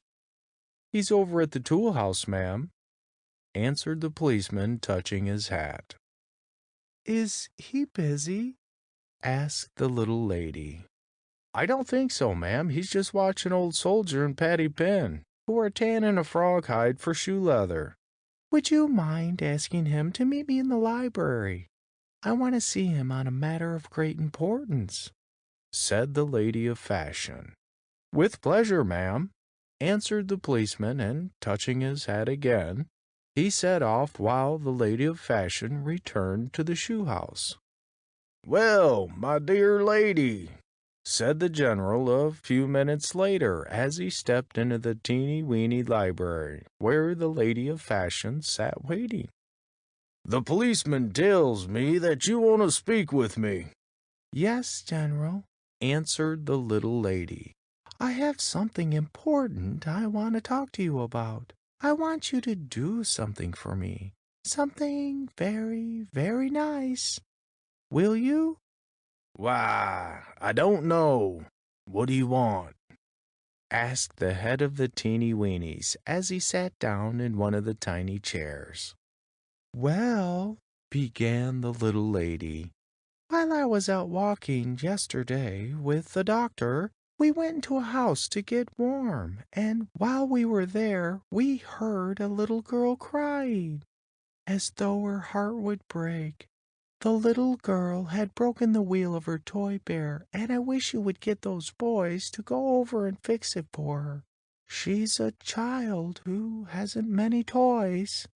"I don't see how we can spare the time just now, for we have 11 clothespins to split up into stove wood, but we'll do it anyhow," said the general as he saw the tears gathering in the lady of fashion's eyes.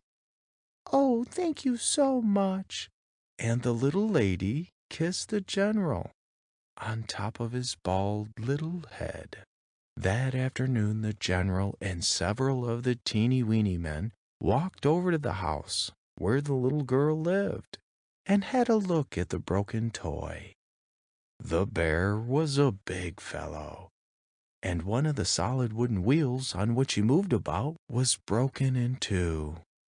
"The axle is broken too," said the Turk, peering under the board on which the bear stood.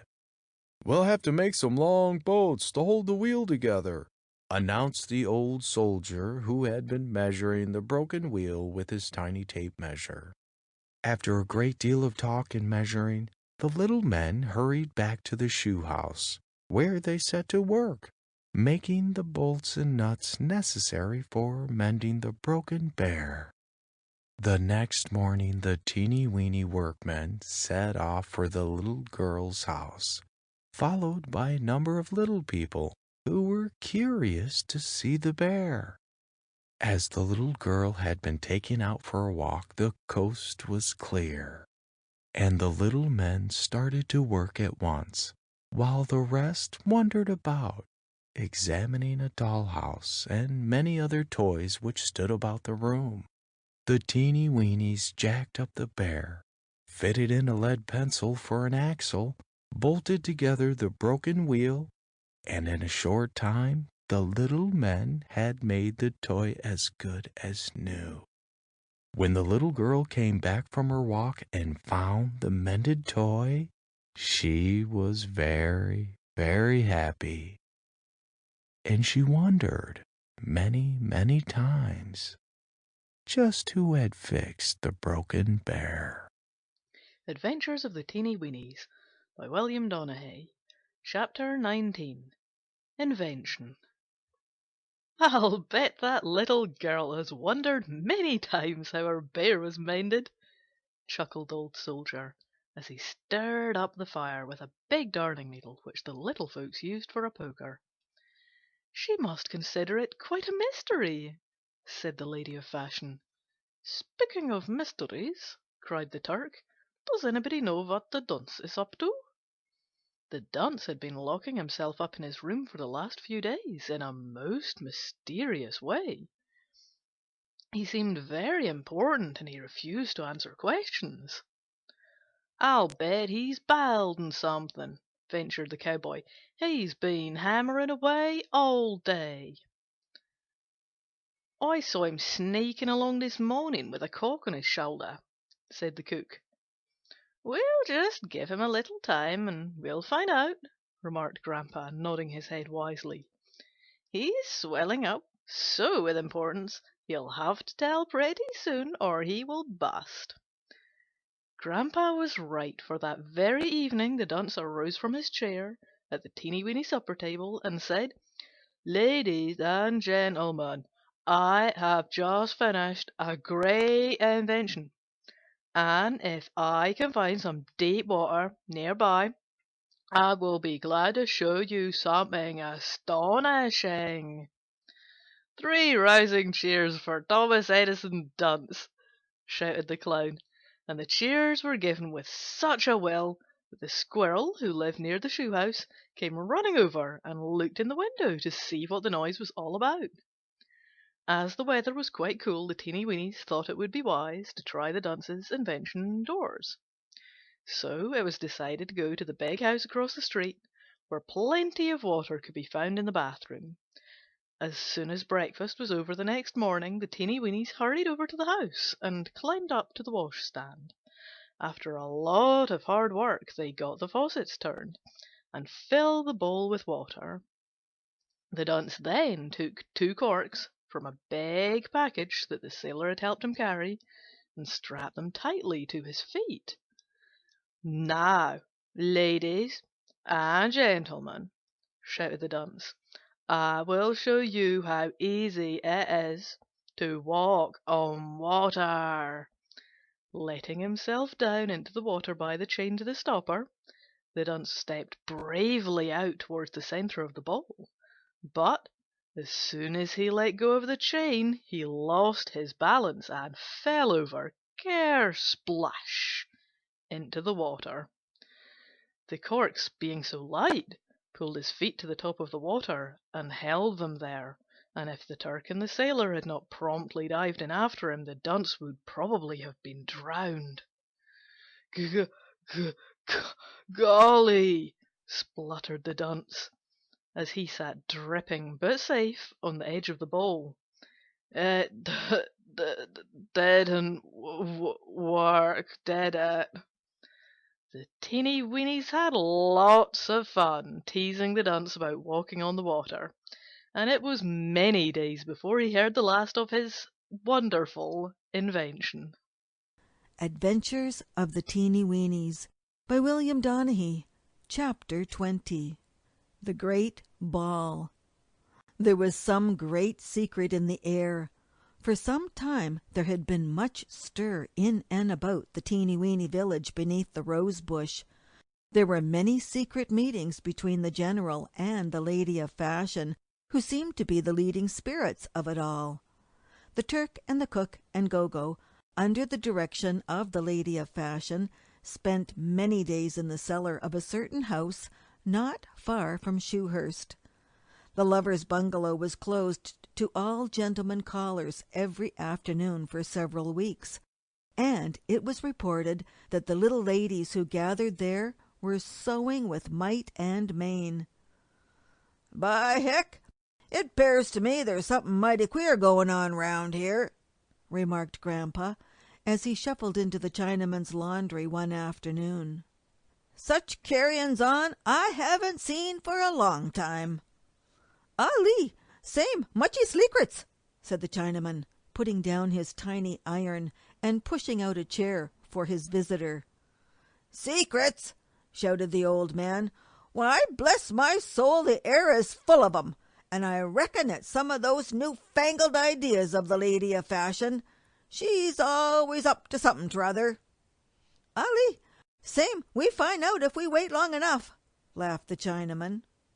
"Well, I 'spect you're right," growled Grandpa, "but we never did have any carryings on like that when I was a youngster." It wasn't long before all the Teenie Weenies knew what the secret was, for one morning they each received a tiny invitation written neatly in the dainty hand of the lady of fashion. It was a very formal invitation to a grand ball in the cellar of a certain house. There was much excitement among some of the little men, for it was whispered about that those who attended the ball were supposed to wear full dress suits, and several of the little chaps had none. However, the old soldier, who was quite a good tailor, came to the rescue, and everybody was provided with a dress suit, or fish and soup suit, as Grandpa called them. The ball was to be the most fashionable thing that had ever been given in Teenie Weenie land, and all the little folks could hardly wait for the appointed day. The ball was to be given on the head of a drum, which lay in a cellar not far from the shoe house. A paper box, which was found in the cellar, was pulled up beside the drum. Onto it steps were built up to the head of the drum. By cutting a door in the box, it made a wonderful place for the little guests to leave their wraps, and a curtain, strung across the center of the box, gave the little ladies a snug place to powder their tiny noses. The head of the drum made a fine dance floor, and around the edges comfortable seats were placed. It took quite a lot of argument to get the Dunce and Gogo to act as footmen, for they wanted to wear dress suits like the rest. But when they found out they were to help the cook serve the ice cream, they were very willing. The day of the ball, the excited Teenie Weenies started to scrub and clean themselves many hours before the time set for the party, and a cleaner set of little folks was never seen. At 9 o'clock the guests began to arrive, and they were received at the top of the stairs by the lady of fashion and the general. Great candles flooded the place with light, and the old soldier, Paddy Pin, and the cowboy furnished music for the dancing. At first the guests were rather stiff and formal, but the dunce relieved the situation by falling down the stairs with a tray full of dishes. The little people laughed right out loud when they saw the dunce wasn't hurt, and from that moment on everyone enjoyed themselves as they never had before. A wonderful lunch was prepared by the cook, and the footmen passed around dainty sandwiches, cocoa, lemonade, and ice cream. All the Teenie Weenies attended the ball, except Grandpa, who stayed home and took care of the lover twins. And everyone said that the ball was the greatest event that had ever taken place in Teenie Weenie social world. "We had a wonderfully fine time, Grandpa," cried the doctor, when the little folks returned from the ball. "And we had awfully good things to eat," announced the dunce. "See, I've brought some home for you." And the little fellow uncovered a tiny dish filled with ice cream. "Once I went to a party," said Grandpa, dipping into the ice cream. "It was along in March in '49." But the little folk were too tired to listen to the story, and they trudged off to bed, leaving the old gentleman to finish his ice cream and story by himself. Adventures of the Teenie Weenies, written by W.M. Donahue. Chapter 21. A Most Unlucky Mouse. "Well," yawned Mr. Mouse, rolling off his soft cotton bed, "I think I'd better go out and see what I can find for breakfast. We haven't had a bit of cheese or bread in the house." "Now do be careful, dear," warned Mrs. Mouse. "And please don't go near that nasty old trap underneath the steps." "All right, I'll be careful," laughed her husband as he hurried down the long hall, which connected their home with a large cellar, where all sorts of good things could usually be found. But on this particular morning, Mr. Mouse found food very scarce, and he was forced to climb about in places in search for breakfast. While walking along the edge of a basket, he chanced to see some breadcrumbs on the steps nearby, and wishing to make a shortcut, he decided to leap onto an empty fruit jar that stood near, and from there onto steps. He made a mighty leap onto the jar, but before he could balance himself, he slipped and fell in. His cries for help could not be heard, and it was some time before Mrs. Mouse, who had been alarmed at his absence, found the poor fellow. "Oh, dear me, by the great cat's tail! This is most awful!" exclaimed Mrs. Mouse, bursting into tears. "Go tell the Teenie Weenies," shouted her husband. "They will come and help me out." Mrs. Mouse ran over to the shoe house, and climbing up the front steps, she rapped so hard that she scratched half the paint off the tiny door. Between bursts of tears, Mrs. Mouse told the Teenie Weenies about her husband, and the little people promised at once to help. "Dear Miss Mouse," said the lady of fashion, trying to comfort the tearful mouse, "you must calm yourself. You must try to be calm."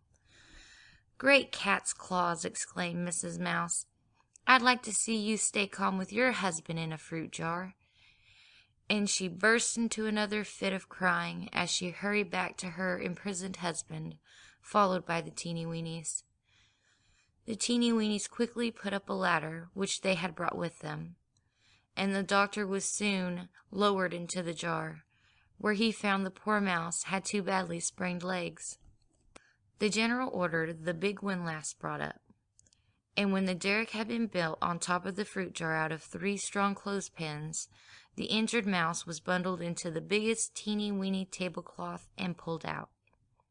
As it was late, the Teenie Weenies decided to make the poor mouse as comfortable as possible, for it was quite a long way to the mouse's home, and they thought that after a night's rest he could stand the trip with less pain.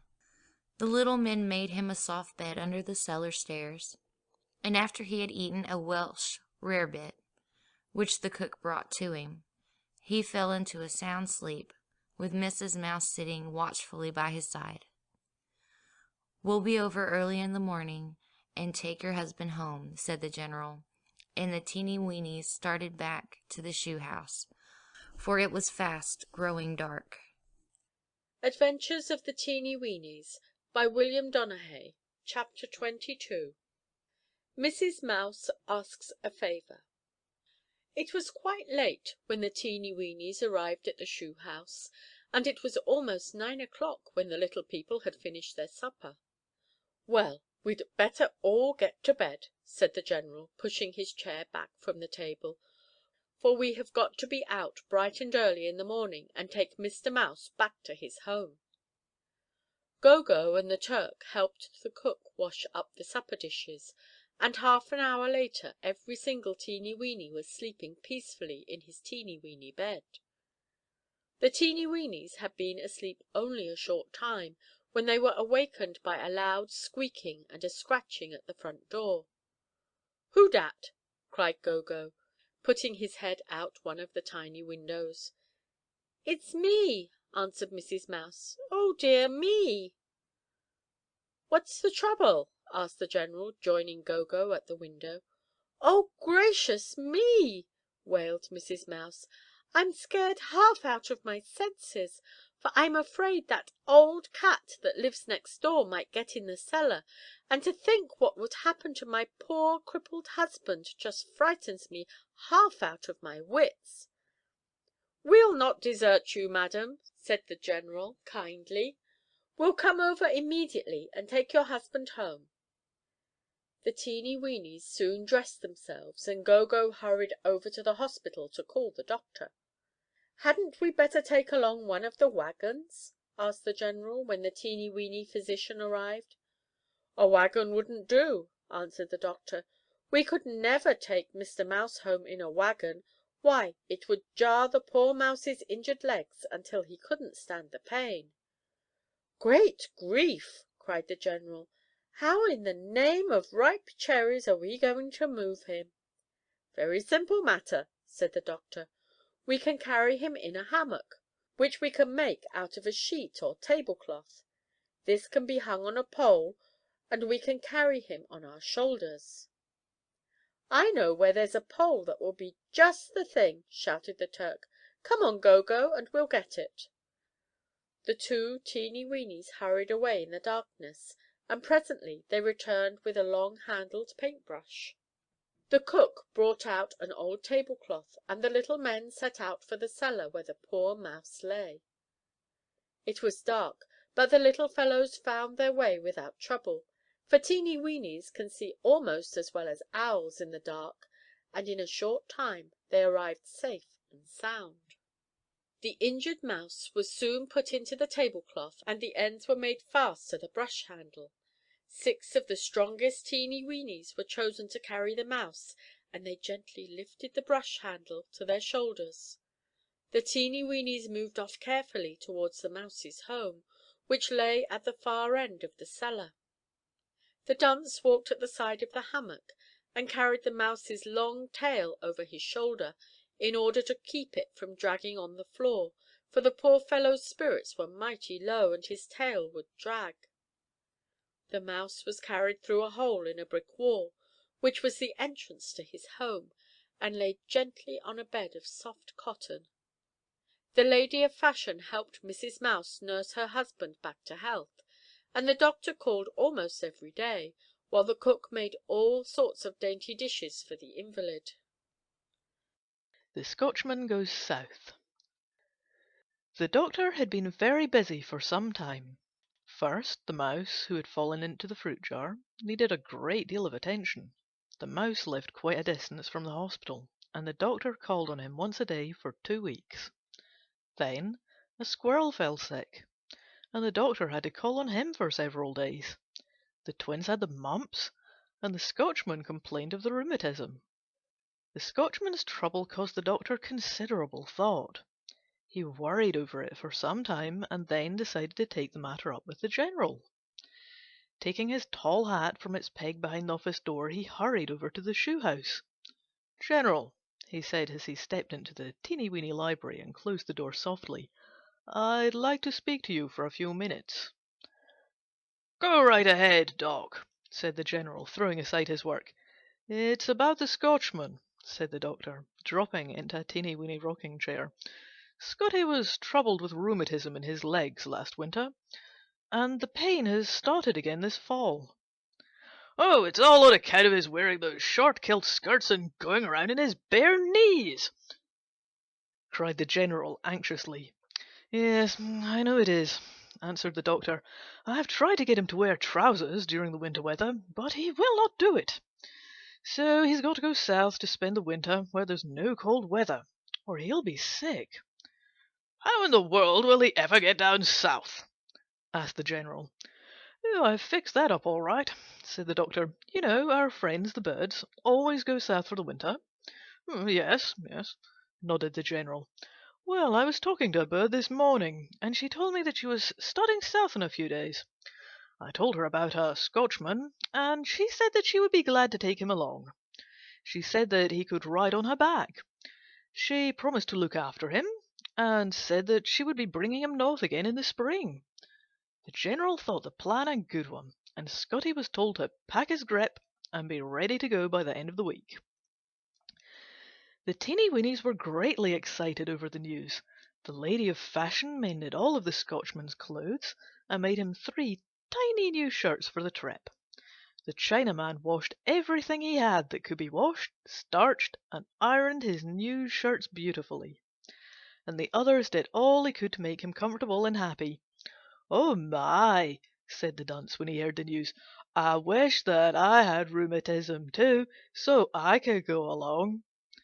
The Teenie Weenies were up at the first break of day the morning that the Scotchman was to go. At the promised hour the bird flew up to the shoe house and lighted on the lawn. "All aboard for Dixie!"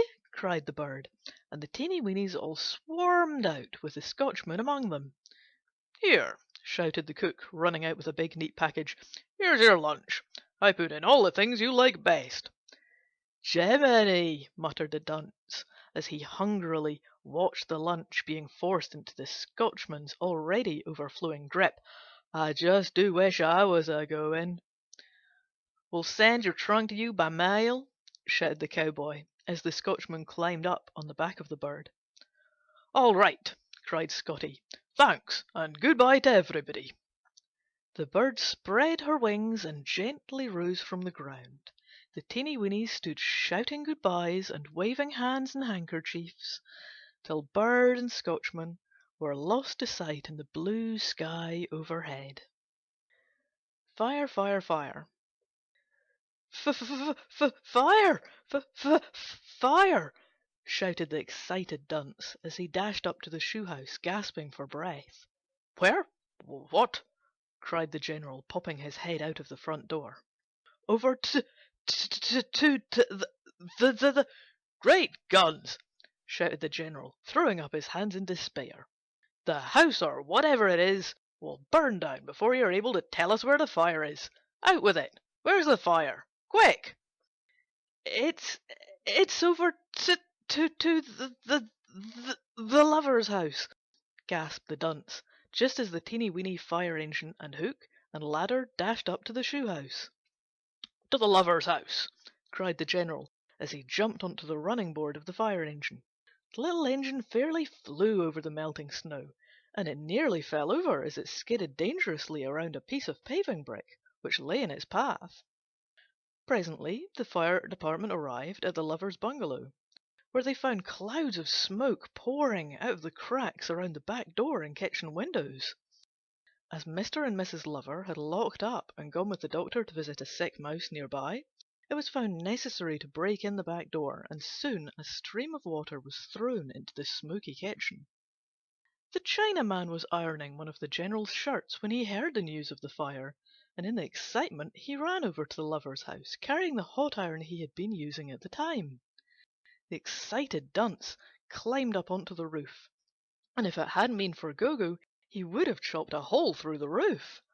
"What you all going to do with that axe?" asked the little coloured lad, as he watched the dunce hurry up the ladder. "Go and chop a hole in the roof," answered the dunce. "You've always got to do that. They always chop a hole in the roof when there's a fire." "But there is no fire in the roof," cried Gogo. "It's down in the kitchen." "Makes no difference," said the dunce. "You always have to chop a hole in the roof." And if Gogo hadn't grabbed the axe from the dunce's hand, the foolish fellow would have done a lot of damage with it. Almost a teacup full of water was thrown into the tiny kitchen, and it did more damage than the fire, for really all it had burned was a bean, which Mrs. Lover had put on the stove to cook, and which had boiled dry. The dunce takes a tumble. "Crickety!" exclaimed the dunce, as he dropped into a chair before the Teenie Weenie fireplace. Since the Scotchman left it's as dull around here as a lady's pocket knife." And the little fellow blinked mournfully into the fire. "What's wrong, Dunce?" asked the lady of fashion, looking up from her sewing. I want to take a walk or something, and everybody's busy or something. Why don't you get Gogo to go along? He always likes to take a walk," smiled the little lady. He and the Cowboy and the Turk are building a fly trap over at the tool house. The sailor and the Indian are helping the cook to get a spoiled potato out the cellar. Paddy Pin, the doctor, the general, and the old soldier are having a meeting at the hospital, and the clown and the poet are out in the backyard talking nonsense with a sparrow," growled the dunce. "I'd love to take a walk today, but I promised to mend this dress for Mrs. Lover, and it has to be finished by 4 o'clock, as she and Mr. Lover and the twins are invited over to the squirrel's house for dinner. Why don't you go over to the laundry and try Chuck and Zip? Maybe one of them would like to take a walk." "Chink!" shouted the dunce. "I never thought about the Chinaman and Zip." And jumping up, he hurried over to the old teapot, where he found Zip toasting his shins before the fire. The Chinaman had just gone over to the hospital to deliver some shirts to the doctor, but Zip was ready for a walk, and in a few minutes he slipped on his sweater and the two Teenie Weenies set off together. There was one place the Teenie Weenies loved to visit best of all, and that was any big house where big people lived, for there are always so many big and wonderful things to see. The two little fellows made their way straight to the nearest big house, and crawling under the door, they began to investigate the place. "Let's crawl up on that," said the dunce, pointing to a shelf high above their heads, "and maybe we can find something good to eat." After a hard climb, the two Teenie Weenies landed on the shelf, but they found nothing but glass fruit jars, which towered above their heads. "Say, Zep," said the dunce, as he nodded his head in the direction of one of the jars, "that jar hasn't got any top on it, and there are pickled peaches in it. I've just been thinking that we could get up on the shelf above, and you could hold a string while I slid down into the jar and got some of the fruit." After a long hunt, the two Teenie Weenies found a piece of string, and, climbing up to the shelf, the dunce started to slide down into the jar. He got nearly halfway down when the string snapped, and the little chap dropped with a loud splash into the juice. Poor Zip was scared half out of his wits, and ran off for help as fast as his legs would carry him. He found 3 of the Teenie Weenies in the tool house, and, grabbing up a piece of rope, they followed the little fellow at top speed. When they climbed up onto the shelf they all burst out with laughter, for the dunce was a funny sight, standing on a pickled peach with the juice dripping off the end of his nose. The Cowboy threw a rope to the dunce, and the rest of the Teenie Weenies soon pulled him to safety. "Say," gasped the dunce, rubbing the juice out of his eyes, "don't tell the General. He gave me an awful scolding for getting into this mess." "Well, you know it's not right to go meddling into things," said the Cowboy, "but if you promise not to try anything like this again, we'll not tell on you." "I'll promise," answered the dunce. But look at my clothes. They're spoiled." "Me fix that, all right," cried Zip. "Me take you to laundry and wash clothes for you." Taking a roundabout way so that they would not be seen, the dunce and Zip soon reached the laundry, where the dunce stripped to the skin and crawled into the Chinaman's bed, while Zip washed and dried the soiled clothes. "They still smell a little of the pickled peaches," said the dunce as he put on his clothes. "Your clothes not smell much like peach," said Zip, sniffing at the dunce. "Nobody notice him." As it was nearly supper time, the dunce hurried over to the shoe house, and when he drew his chair up to the tiny dinner table, the lady of fashion looked suspiciously at him. "Something smells funny," remarked the little lady. "Smells sort of like pickled peaches," chuckled the cowboy, winking at the Turk. The poor dunce turned red as a cranberry, and he was most uncomfortable for a few minutes.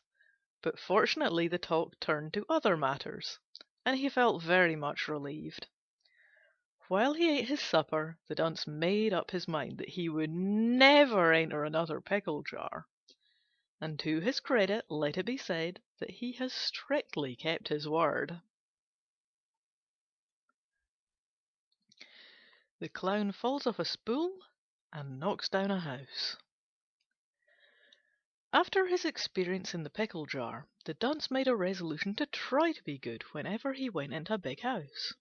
But the busy little fellow couldn't keep out of mischief, and it wasn't long before he got into trouble again.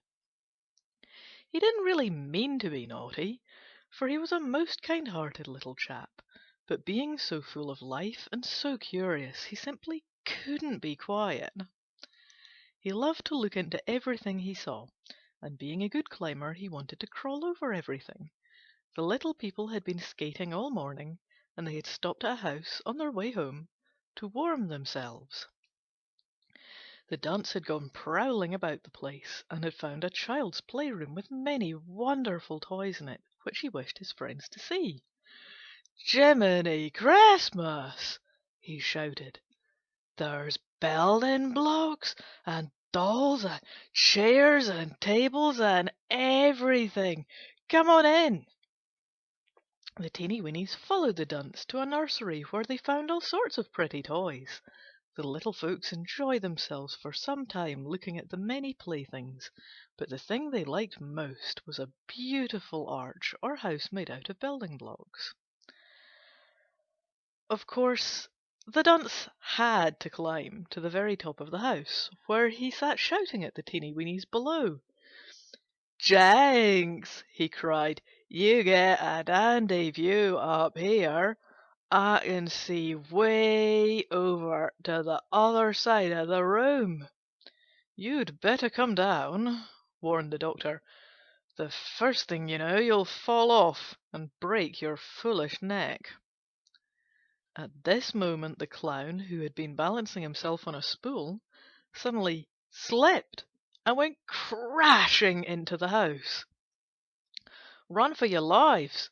screamed the cook, as the house toppled forward. One of the small boys, who had started to climb up the house, clung screaming to the column, and the dunce gave a mighty leap off the top, while those who were on the floor ran with all their might. The house came crashing down, and it was the luckiest thing in the world that no one was badly hurt. Outside of being badly scared and pretty well shaken up, the small boy and dunce were none the worse for their fall. "This is a fine pickle," said the general. "Now we'll have to get pulleys and ropes and build this house up again just as we found it." The Teenie Weenies hurried home for the necessary tools, and it took fully 4 hours of hard work to build the house again just as they had found it. The little folks did the work so well that the children who had first built the house never suspected for a moment what had happened to it. That night Rufus Rhyme wrote a verse about the dunce's fall. It was called Humpty Dumpty Dunce, and here it is just as the poet set it down. 20 times a day or more the dunce goes tumbling on the floor. He must be made of iron and rocks to stand so many bumpy knocks. Adventures of the Teenie Weenies by William Donaghy. Chapter 27. The Army is Put to Rout. The old derby hat which the Teenie Weenies used as a schoolhouse was also used as an armoury. The second floor was given over to the army, and here the little soldiers drilled every Wednesday night. Their tiny guns and uniforms were kept in little cases which stood around the room. The uniforms were spotless, and the tiny guns shone as bright as the new moon.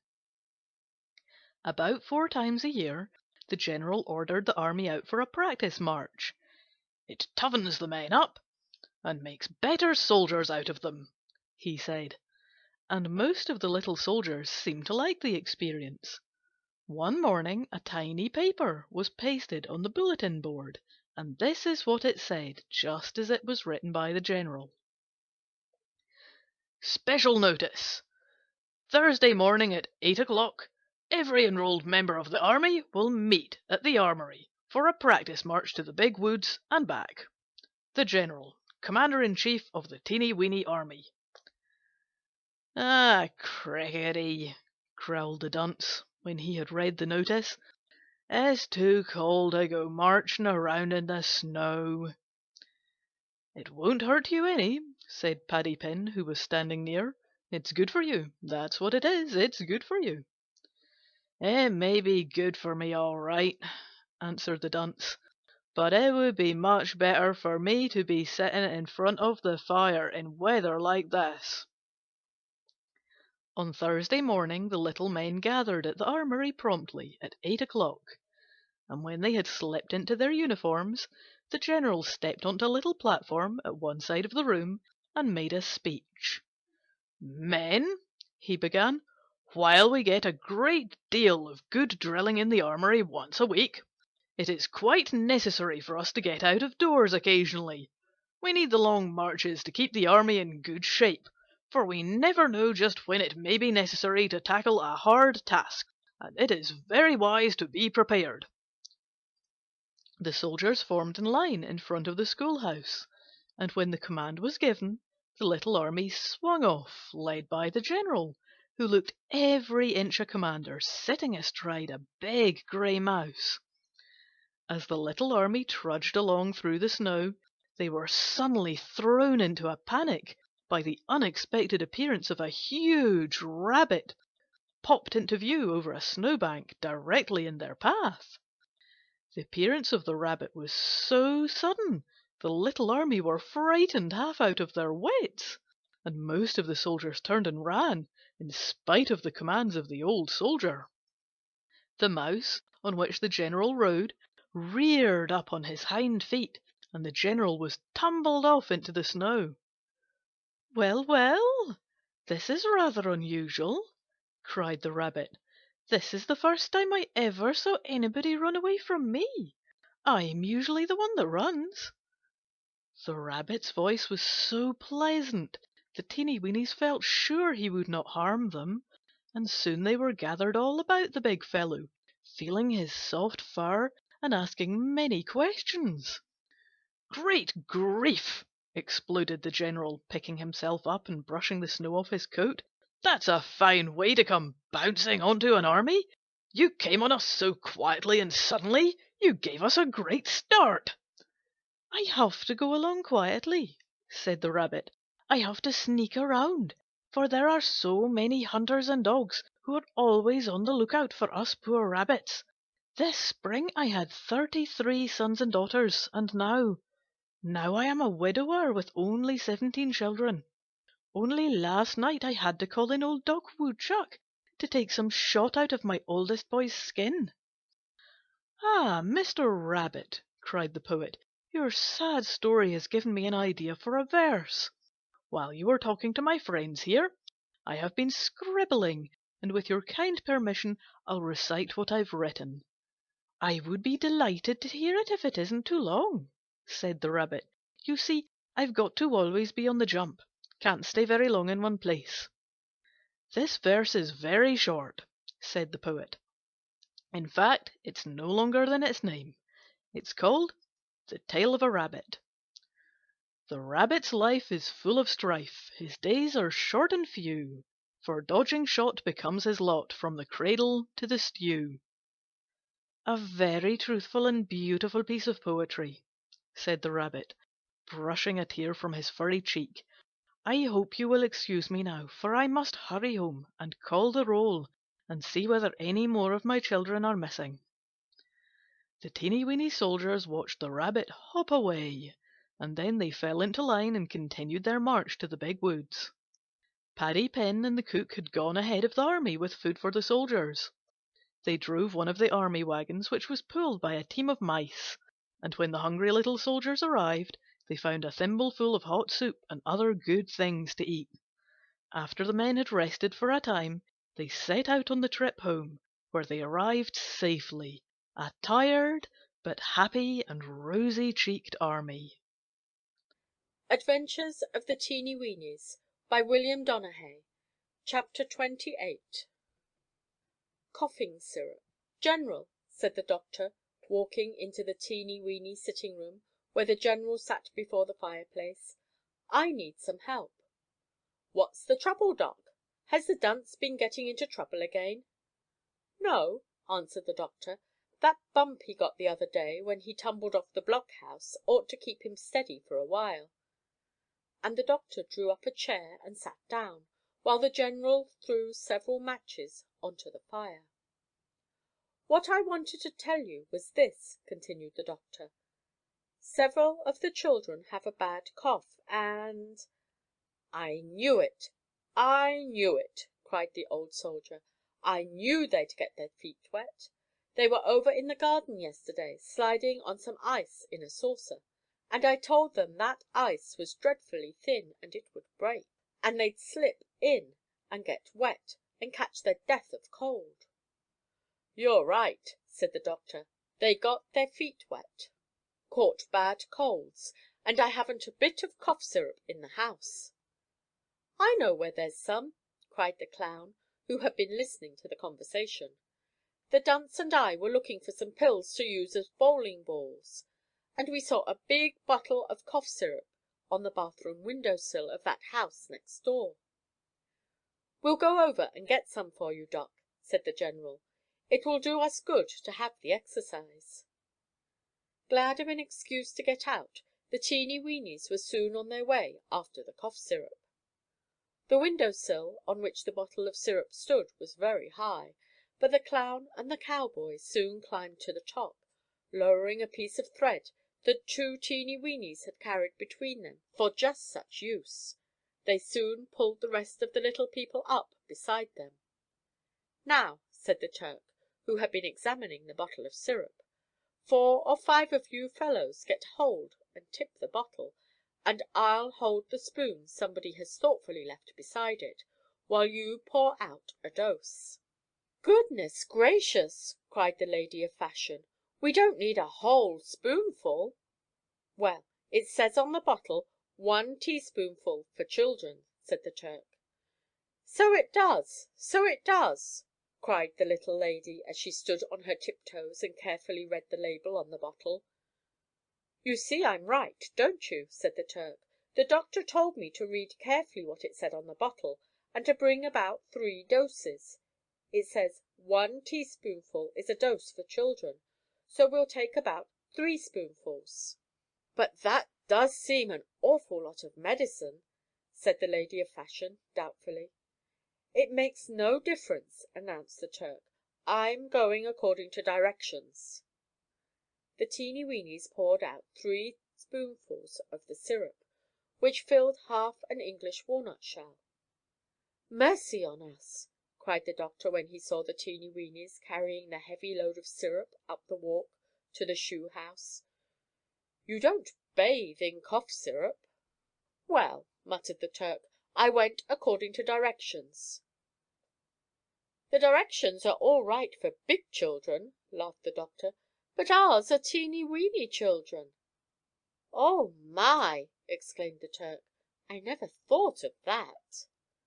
"Well, we can put it away and keep it," said the doctor, "for it's likely we'll need it again before the winter is over." The doctor took out enough of the syrup to give the children each several doses, and the rest was put in the half of a large English walnut. It was then carried to the cellar, covered tightly, and put away for future use. Of course, the dunce had to get into trouble while the rest of the Teenie Weenies were getting the syrup. He climbed to the top of the talcum powder box, which stood on the window sill, and when he tried to pull the Chinaman up, the foolish fellow slipped and tumbled off.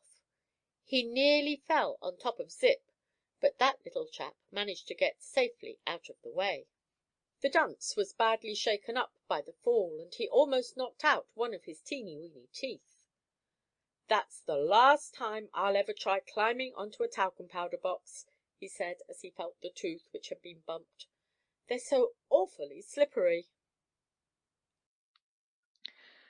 The Clown has a narrow escape. "Well, we're going to have a change in the weather," announced Grandpa, as he peered out the tiny sitting-room window at the sky. "What makes you think so?" asked the Turk, who was playing checkers with the cook. "That toe of mine is hurting," answered the old man, "and that's a sure sign there's going to be a change." And with this prophecy Grandpa shuffled upstairs to bed. Grandpa was quite right about the change in the weather, for it grew cold in the night, and the lady of fashion, who had to get up about midnight to give several of the children their cough syrup, noticed that the snow was falling. In the morning the ground was covered with almost an inch of soft white snow, and the little people shivered as they slipped on their tiny clothes. After breakfast, several of the Teenie Weenies went out to play in the snow, but most of the little people were contented to sit before the warm fire. "This snowstorm reminds me of an experience of mine in '49, said Grandpa, who pulled his chair so near the fire he almost scorched his shins. "I was cutting up an old ruler for firewood one afternoon when—" "Help! Help!" screamed a voice from outside. "What's that?" cried the General, jumping to his feet. Suddenly the front door burst open, and a frightened teeny weeny boy sprang into the room. "Quick! Help!" panted the small boy. "The Clown has broken through the ice and he can't get out. Quick! Help!" "Land sakes!" cried the General. "Where's the Clown?" "He's over in the chicken yard in a pan of water," gasped the small boy. With all speed the Teenie Weenies made their way to the chicken yard. As they hurried up to the pan, they could hear the Clown faintly crying for help. The Turk and the cook boosted the sailor up to the top of the pan, where he caught on and pulled himself over the edge. The poor Clown's head was only just out of the water, and he was holding fast to the edge of the ice. "Throw me a board or a match or something strong," shouted the sailor to the others waiting below. At once the little people began to dig about in the snow for the desired board. "Oh dear!" cried the dunce. "If we only had a straw! I always heard that a drowning man catches at a straw." "Here!" shouted the old soldier. "Here's a burnt match, but it's frozen to the ground." The Turk grabbed the match, and with a mighty heave he pulled it free and threw it up to the waiting sailor. The sailor carefully pushed the match out across the hole, and with its help he soon pulled the half-frozen Clown from the water. The poor fellow was carried quickly to the shoe-house, where he was given a hot bath, wrapped up in a warm comforter, and set before the fireplace. The cook made cocoa for the Clown and brought it to him steaming hot. "J j Gemini fish hooks!" stuttered the dunce, as he watched the Clown sip the delicious cocoa. I I wish I'd have fallen into the pan so I could get some of that good cocoa." "You don't need to fall in a pan to get some," laughed the kind-hearted little cook. "I'll bring you some." And in a few seconds he handed the dunce a steaming cup. "Oh, crickety, but this is good!" cried the dunce, as he sat down beside the Clown. Jeminy, I'm glad you fell into that pan. So am I, answered the clown as he drained his cup. Now, I want you to tell me how this happened, said the general when the clown had finished his cocoa. Why, a couple of us were skating, said the clown, and all at once the ice cracked and I fell in.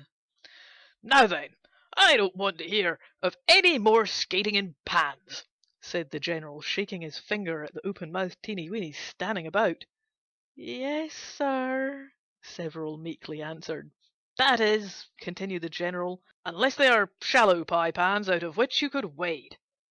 Remember. We will, promised the little people. Adventures of the Teenie Weenies by William Donahue. Chapter 30. A squirrel to the rescue. The weather continued cold for several days, and the Teenie Weenies enjoyed almost a solid week of skating. An old dripping pan which stood under a water spout at the corner of the big house nearby made a wonderful place to try out their tiny skates. The ice was fully an inch thick, and it was frozen solid. It made a safe place to skate. The little people had a fine time on the smooth ice, but at the end of the week a thaw set in, and they were forced to walk for their exercise. I'd advise you people to go out and take a long walk, for I am going to have a dandy dinner, and I want you to have good appetite, so you'll enjoy it, said the cook Sunday morning as he stood tying on his apron in the Teenie Weenie dining room door. What are you going to have for dinner? Asked the dunce. A baked prune?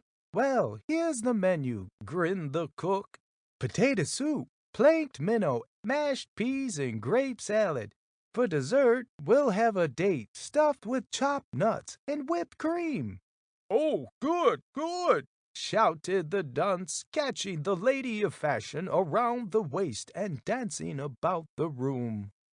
In a few minutes, the Teenie Weenies bundled themselves into the warm muffs, sweaters, and mittens and started out on a long walk. Let's go down to the creek and see if it's frozen over, said the general. I haven't been down that way for a long time, and it will make a nice walk for us. There was quite a lot of snow on the ground, but as it was rather solid, the little people were able to walk on it without much trouble. And in a short time they stood on the bank of the creek. For some time the Teenie Weenie stood, watching the huge cakes of ice as they floated down the stream. In order to get a better view, the lady of fashion and the doctor stepped out on a piece of ice which had not been broken away from the bank. And to the horror of the little people, the piece of ice on which they stood snapped off and floated out into the surging stream. It was impossible to swim among the sharp cakes of ice, as a Teenie Weenie would have been ground to pieces, for some of the cakes of ice were as big as soda crackers. Oh, Jiminy Crickets! Cried the frightened dunce. The lady of fashion and the doctor will be drowned, and they won't get any of that good dinner the cook is getting ready for us. And the poor dunce burst into tears. Hold on a minute, Doc, shouted a voice. And to the astonishment of the frightened Teenie Weenies, a squirrel ran up a bush which hung over the stream. Hanging by his front feet, the squirrel swung his body down over the stream, so that his bushy tail was only an inch or two from the water. And as the lady of fashion and the doctor floated by, he yelled to the doctor to catch on. Catching the lady of fashion about the waist, the doctor grabbed the tail, and the squirrel quickly pulled the two Teenie Weenies up to the bush, down which they safely crawled to the bank. The Teenie Weenies were not the only ones who enjoyed a good dinner that day, for the little people presented the squirrel and his wife with 4 hickory nuts, 5 English walnuts and a half-dozen almonds for his bravery in rescuing the Lady of Fashion and the doctor. Adventures of the Teenie Weenies by W.M. Donaghy. Chapter 31. A Christmas Present. On Christmas morning the dunce was first to jump out of bed. While he was getting into his teeny weeny clothes he happened to glance out of the tiny window. "Great catfish!" he yelled. His eyes nearly popped out of his head, for on the walk before the schoolhouse stood a huge box. "Get up, Jerry!" cried the dunce, pulling the bedclothes from the sleeping clown. "There's a Christmas present in the front yard, and it's as big as a Jiminy! It's as big as everything!" And Dunce dashed out of the house at top speed. All the little folks had been awakened by the noisy dunce, and in a few minutes they came pouring out of the shoe house like a stream of water. "It's got a stamp on it and everything!" shouted the excited dunce, who had crawled up onto the box. "It's addressed to us, too. The mailman must have left it. Hooray!" And the dunce danced in such a comical way that all the little folks nearly burst from laughing.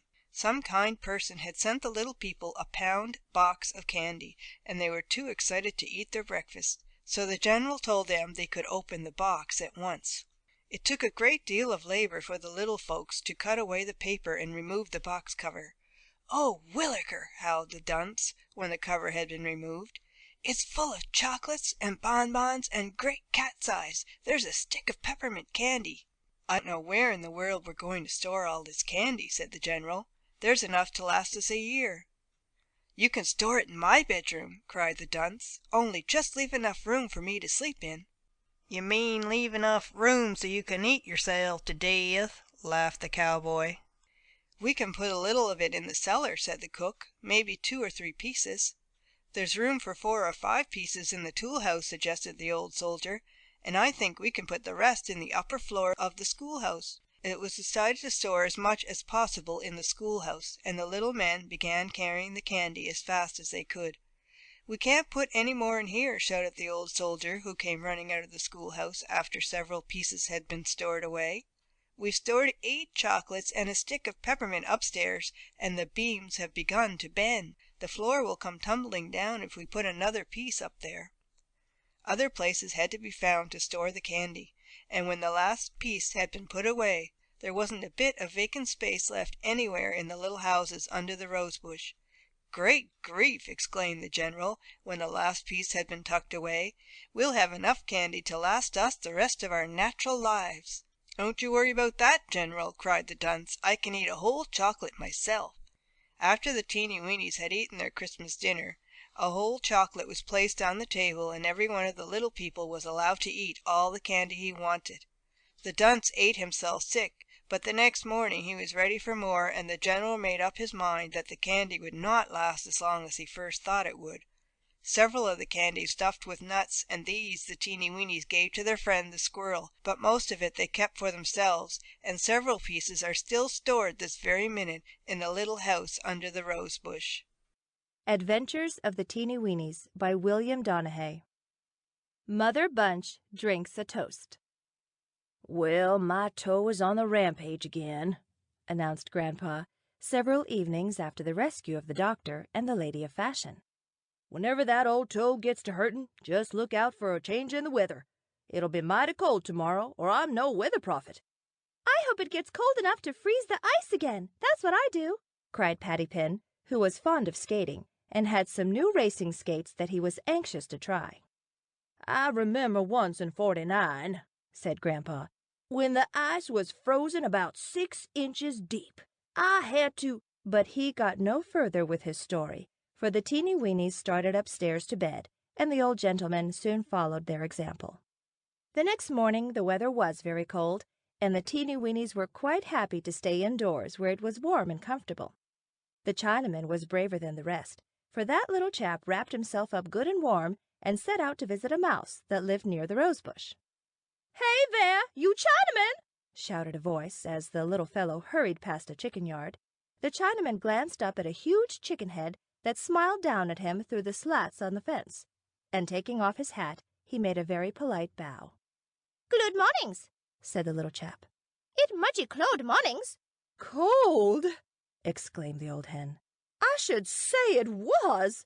I feel just like a feathered icicle, and I wish I had a pair of nice warm felt boots for my feet. They're as cold as a doorknob." "Ollie say me muchy sorry, and me will give you me muffler," said the little fellow, unwinding the tiny scarf from about his neck. "I'm much obliged, I'm much obliged, but Whistling Gizzard, that little muffler of yours wouldn't keep my little toenail warm," laughed the old hen. "However, there is something you can do for me which would help me a great deal." "Ollie say you tell me, and me be much glad to help," cried the Chinaman. "Well," said Mother Bunch, for that was the old hen's name, "I'm as dry as a Saratoga chip. I haven't had a drink for 3 days. There's a pan of water in my coop, but it's froze. I beg your pardon, I mean frozen. I've pecked at the ice with my bill until it's as sore as an ingrowing pin feather, and I haven't made a dent in it." "Ollie say me tell General, and he come up click and chop hole in ice," shouted the Chinaman. "That's the idea! That's the idea!" exclaimed the old hen. "You see, the folks who feed me just throw the corn into the pan, and they never look at the pan of water, and of course they never suspect that it's frozen. If you tell the general to come over and cut a hole so I can get a drink, you will be doing an old lady a great favor." "Me tell him click," cried the Chinaman, and off he ran for the shoe house as fast as he could. The Chinaman told his story to the general, and a few minutes later a number of the little people were on their way to Mrs. Bunch's coop. The old hen saw the little people coming, and she was so excited she sat down and laid an egg right before the Teenie Weenies. In just a few minutes the little folks set about cutting a hole in the ice, and it was quite a hard task, for the water was frozen to the depth of 1 teeny weeny foot. "Well, here's to your health," said Mother Bunch, when the little men had chopped a hole through the ice, and dipping her big yellow beak into the cold water, she filled her bill, and raising her head, she let it trickle down her throat. The pan which held the old hen's water had a long handle, and the dunce thought it great fun to crawl up on the handle and slide down to the edge of the pan. He did this several times with great success, but finally failed to catch the edge of the pan, and he slid off onto the ice and dropped kersplash into the cold water. He was dragged out by the Turk and was sent home in disgrace, to the great amusement of the old hen. Mrs. Bunch presented the egg she laid to the Teenie Weenies for their kindness, and the little people went home, happy to have such a friendly neighbor. End of Chapter 32. Recording by Natalia Bykov. End of Adventures of the Teenie Weenies by William Donehey.